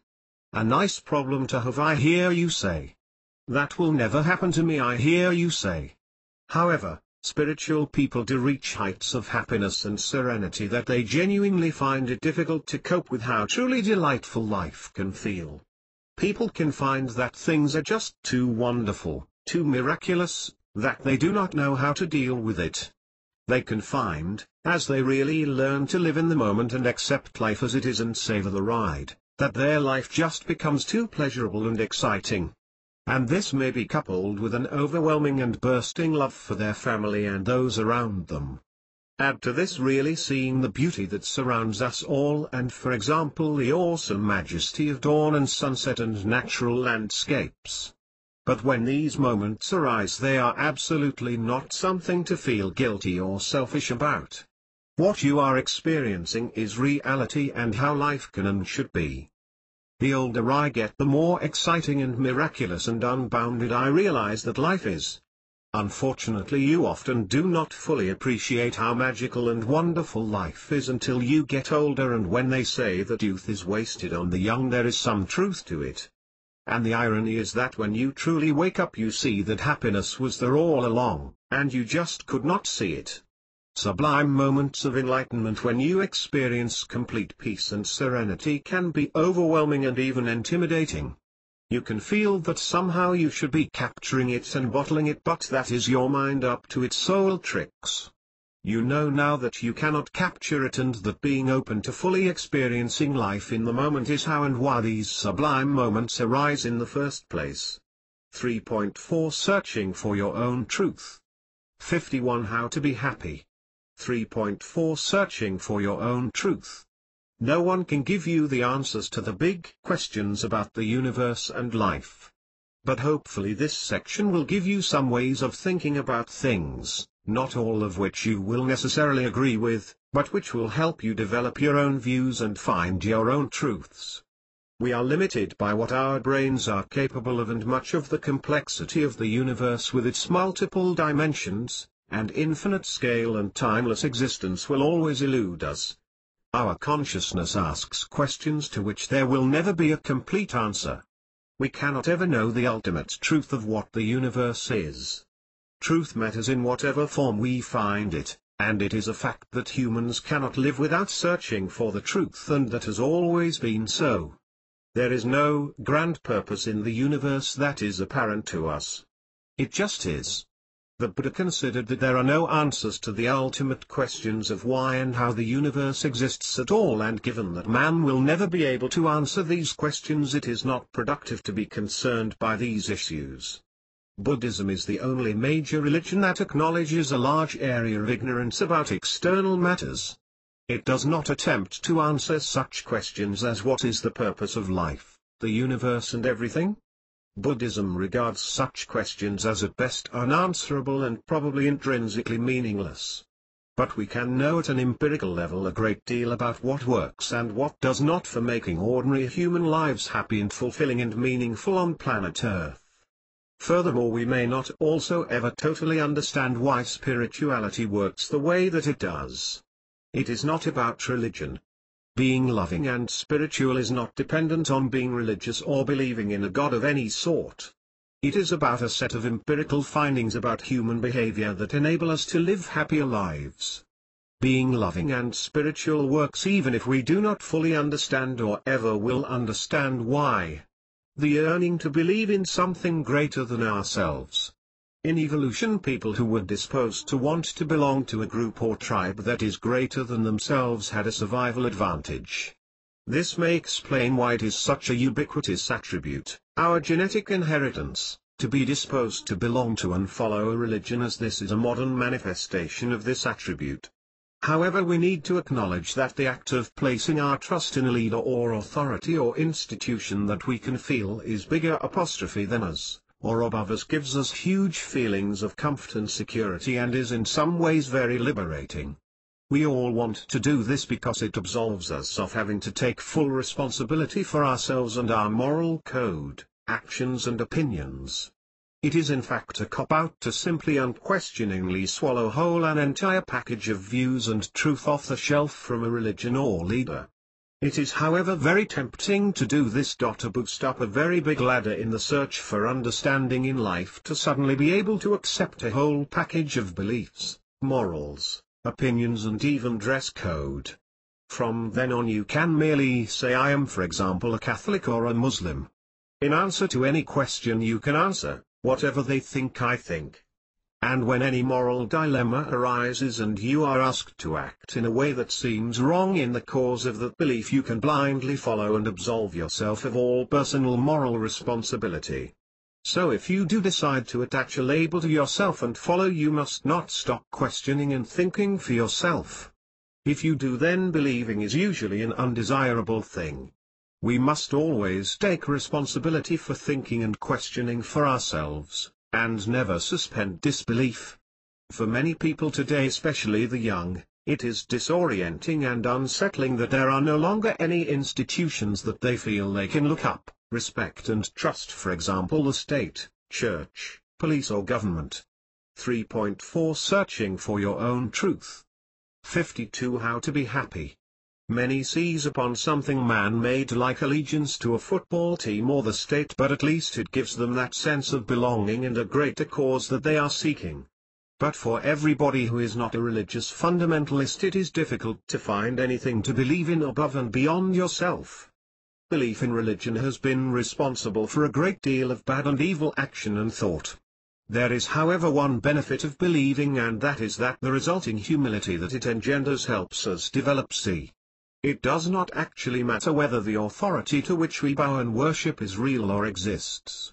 People do benefit from the humility that believing in something greater than themselves bestows. It does also have the important effect of positioning themselves in the universe. So if you want, there is nothing wrong in saying prayers to the universe, or looking at the stars at night and feeling that enormous sense of smallness and fragility, humbleness, and mortality that washes over you. As I say, it is a way of positioning ourselves and seeing the greater picture. The nature of existence. Phenomena exist in an essentially interdependent mode and have no autonomous and enduring existence. Nothing exists independently immune from the forces of cause and effect. Everything happens as the result of previous causes. Everything is relation. Everyone is connected. We do not really exist in isolation as a discrete entity. It is a delusion of the mind. To believe that you are looking out on the world is a delusion. You are part of a flowing river of existence. Life on this planet is a never-changing soup that is in an endless cycle. You must see yourself as part of that. Even the cells that we are made of are constantly being renewed. We are not a constant unchanging entity. We are not the same from one moment to the next and bear little relation to who or what we were decades ago. When we die, we are immediately recycled, as is every other form of life. Whilst we are alive, we have numerous constant interfaces with the soup upon which we are completely dependent. Everything in existence in the universe is energy. Everything is connected. It is just one energy field. Our brains have evolved an extremely clever and elaborate collection of senses such that that is not how it seems to us. Our senses only provide access and visibility of a small proportion of the energy that exists, estimated by modern theoretical physics as about 4%. The rest of it is referred as dark matter. None of this is particularly helpful except to remind you that all is not what it seems. Self-importance, ego, and emphasis on self are erroneous perceptions of the world. Our control over the world is limited, temporary, and more often than not illusory. In nature, life is cruel and harsh for most living things. The whole principle of the food chain means that most animals live a life of fear that ends in an early and violent death. Living is characterized by suffering, to varying degrees for all living beings. There are no explanations for all the sufferings, and evil, and torture and destruction and hunger in the world. It is the very harshness of the environment on Earth, the dramatic and extreme changes that take place, the changes that make life uncomfortable and dangerous, which have driven evolution. Life on Earth dances to the beat of the environment and adjusts to hostile changes, for example floods, earthquakes, volcanic eruptions and long-term climate changes. Of course, whilst life overall is resilient, the survival of the individual and even whole species is not guaranteed. There is no grand plan for the outcome of evolutionary change. Understand that there is no absolute truth or good or bad, or right and wrong. There is only different ways of seeing things. Reality is as it is, and it is our thinking, reasoning minds that cannot make sense of it. The only way is to wake up and realize that reality is not the problem, it is you who imagines it is a problem. That is not to say that human beings should not attempt to help and assist others who are suffering where and when they can. 3.4 Searching for your own truth. 53 How to be happy. So who am I? The spiritual answer to this is to define yourself by what you are not. You are not, for example, any convenient label, for example a Buddhist, or a Catholic, because being always aware and awake demands that you always approach each moment with freshness, and an open mind, and not be controlled by conditioning. Secondly, you are not permanently shackled by any notion of weakness, or affliction from which you cannot improve or shake off. Neither are you identified with your failures and mistakes, you are no longer defined by them, and this is empowering and liberating. Be able to laugh at yourself and your goofs as if they happened to a third party, but do not in any way define who you are. Arguably you are not your body because that is being continuously replaced and you do not have a single cell that you had 7 years ago. Similarly, you are no longer the baby or child that once had your identity. You are not your past because that does not exist anymore, and you are not your future because that does not exist yet. We live and exist only in the moment. The reality is that everything changes all the time, including you. It is my personal opinion that human beings, or any form of life, have no permanent essence of self, or soul, although I recognize this is a highly controversial area and respect all other opinions. The self is a concept built up by the mind and is a reference point within our thought processes. By solidifying into an apparent entity, the thought that creates the self becomes the pivot around which all other thinking revolves. So what or who are we really? Arguably merely a continuum of consciousness, and the cumulative product of what we have previously thought. The meaning of life, the purpose of life. The ultimate question of all. There are many ways of thinking about this, some of which may be helpful to you. Ultimately you have to decide the answer to this for yourself. There is no grand purpose in life that is defined for us, because who or what would define it? The universe, and life itself, just is, there is no purpose in it. We have to define our own purpose. It is in fact a naive question which sees life as attaining some aim through the creation of something of value, for example wealth, fame, or power. What do you do when you have achieved your aim? No, the purpose in life must be continuous and a moment-by-moment aim to respond to life in a selfless way, applying C. Accepting that we exist and live only in the moment, then our purpose in life is not something that is defined as the purpose of our entire life, but instead is about having purpose moment by moment. But one of the main aims of C is to live a meaningful life with purpose. If that is not achieved, one could reasonably ask, what is the point of C? So another way of looking at it is not to ask what we expect life to provide for us, and instead ask what life expects from us. That is, what is the purpose of our life to the collective river of life and humanity. You could define C as living a life that is dedicated to connection to the universe, enjoying the moment, being the best we can, showing compassion for our fellow man, giving out love and positive energy to those that are close to you, and working to help and assist and improve the lot of others, and in these ways making the world a better place. The common theme is that all of these attributes are about thinking about and acting for the benefit of others, rather than thinking about yourself. This leads you to the conclusion that there is a purpose in life, and it is a purpose that you make for yourself moment by moment in being of service to others. 3.4 Searching for your own truth. 54 How to be happy. I will now suggest another entirely compatible moment-by-moment purpose. By following the path of A and C in this guide, and practicing the behaviors, I believe that a related purpose in life is to develop a permanent state of mind that allows you to enjoy each moment with inner peace and happiness from the sure knowledge and wisdom that these states of mind do not come from worldly attainments. Everyone has a current set of circumstances, friends, family, job, hobbies, etc. that is their so-called lot in life. Everybody's lot in life, or tasks and commitments and responsibilities, are different, but they are real, and they are your destiny. Some of the cards in your life have been dealt to you and some will have been chosen by you. But whatever is your current lot in life or destiny, your purpose is to respond to it moment by moment with what Buddhism refers to as right thought, right effort and right action, or in other words, with skill and integrity and with the highest quality that we can muster.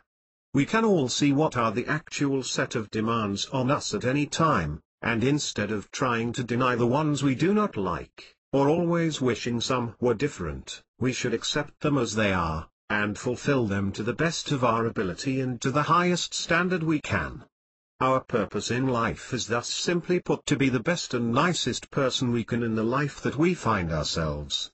Clearly at its most obvious, this includes being the best husband, or wife, partner, parent, child and friend we can. If you live your life in this way, it is guaranteed to feel that it has huge purpose and meaning due to the importance of your life to others. On the subject of suffering, it is the lot of many that their lives contain much suffering. We must see that the suffering in our lives is, as it is, and is also our destiny, and the opportunity is to respond to this in the same positive way as to any other commitment or responsibility or task. Many of the happiest people in the world are disabled, and or poor or abused servants, or have endured or are enduring serious illness. In summary, the purpose in life is not some mythical goalposts or finishing line, but the route, the journey. Fate and destiny. Many self-help books use the expression that everything happens exactly as it should, or everything happens perfectly. I believe this to be true, but I need to try to explain what is meant by this. This can be a difficult concept to understand or interpret, especially if you were trying to reconcile it with, for example, a tragedy as extreme as the loss of a loved one. It may be preferable to express this concept as everything happens exactly as it is going to, and your mind constantly deludes you by trying to tell you otherwise. A bedrock of the spiritual approach is that you do your best to manage risk and manage your life, making preparations where appropriate, but you must let go of the outcomes. You can go so far in trying to change the odds that your life will unfold in a particular way, but you cannot control the future. For example, you may fear having a serious road accident, so you select a car that offers superior crash protection, you drive very cautiously, and you avoid driving on dangerous roads, you do not drive when tired, etc. But if it unfolds that you still have a serious accident, maybe entirely due to the fault of someone else, then this is an example of having to accept life as it is. Due to the particular set of conditions that existed immediately prior to the accident became inevitable and was always going to happen. This is not the same as saying there are such things as fate or predestination or destiny, because in my opinion there are not. But everything unfolds moment by moment, and everything is the result of previous causation, so by the time you reach your next moment, it is only ever going to go one way. That is not the same as fate. The future does not exist yet, and there are no plans anywhere for the future except perhaps in your head. But the nature of existence is that it unfolds moment by moment, and clearly you have free choice to manipulate the future to a certain extent. For example, you can and do choose whether to go out in your 4.1 hour website. http://www.lifehowtobehappy.com. Copyright Bob Brown 2012. 55 How to be happy. Car. On the day you may or may not have an accident. The point is, the accident does not exist until it happens. Our lives really would be pointless if we had to follow a predetermined path over which we had no control, and everything was set out in advance as if we were just acting out a part in a play. So be thankful that fate and destiny do not exist actually, and when I talk about destiny elsewhere in this document, what I mean is your lot in life as it has unfolded. That does not mean it was determined in advance. 4. Why not join our supporters? Now please go and be happy and really enjoy this most amazing and wondrous gift of life to the full. You can obtain ongoing support from us and other kindred spirits from around the world who are How to Be Happy followers and supporters in a variety of ways, none of which involve any fees of any kind. We love to receive comments and feedback from you, especially the experiences of people who are following the guidance and the path. 4.1 Our website. If you would like to contact me with comments or for any advice or support, I can be contacted via the email address on my website www.lifehowtobehappy.com. Our website also features other How to Be Happy related material, and lists the sites where our guide is published and can be downloaded. 4.2 Our Facebook page. If you are a Facebook user, we would encourage you visit our Facebook page, which has the name lifehowtobehappy.com, and like it. You can also access it via www.facebook.com/howtobehappy-pages. This will help us build visibility and momentum for the How to Be Happy project and attract others to read the guide. Also, our intention with this Facebook page is that progressively people will leave uplifting messages of their own about moments of happiness that they experience during their everyday lives, which will inspire and encourage other followers. In this way our Facebook page will genuinely become a happy page. Bob Brown. http://www.lifeouthopehappy.com Copyright Bob Brown 2012 8/25/2012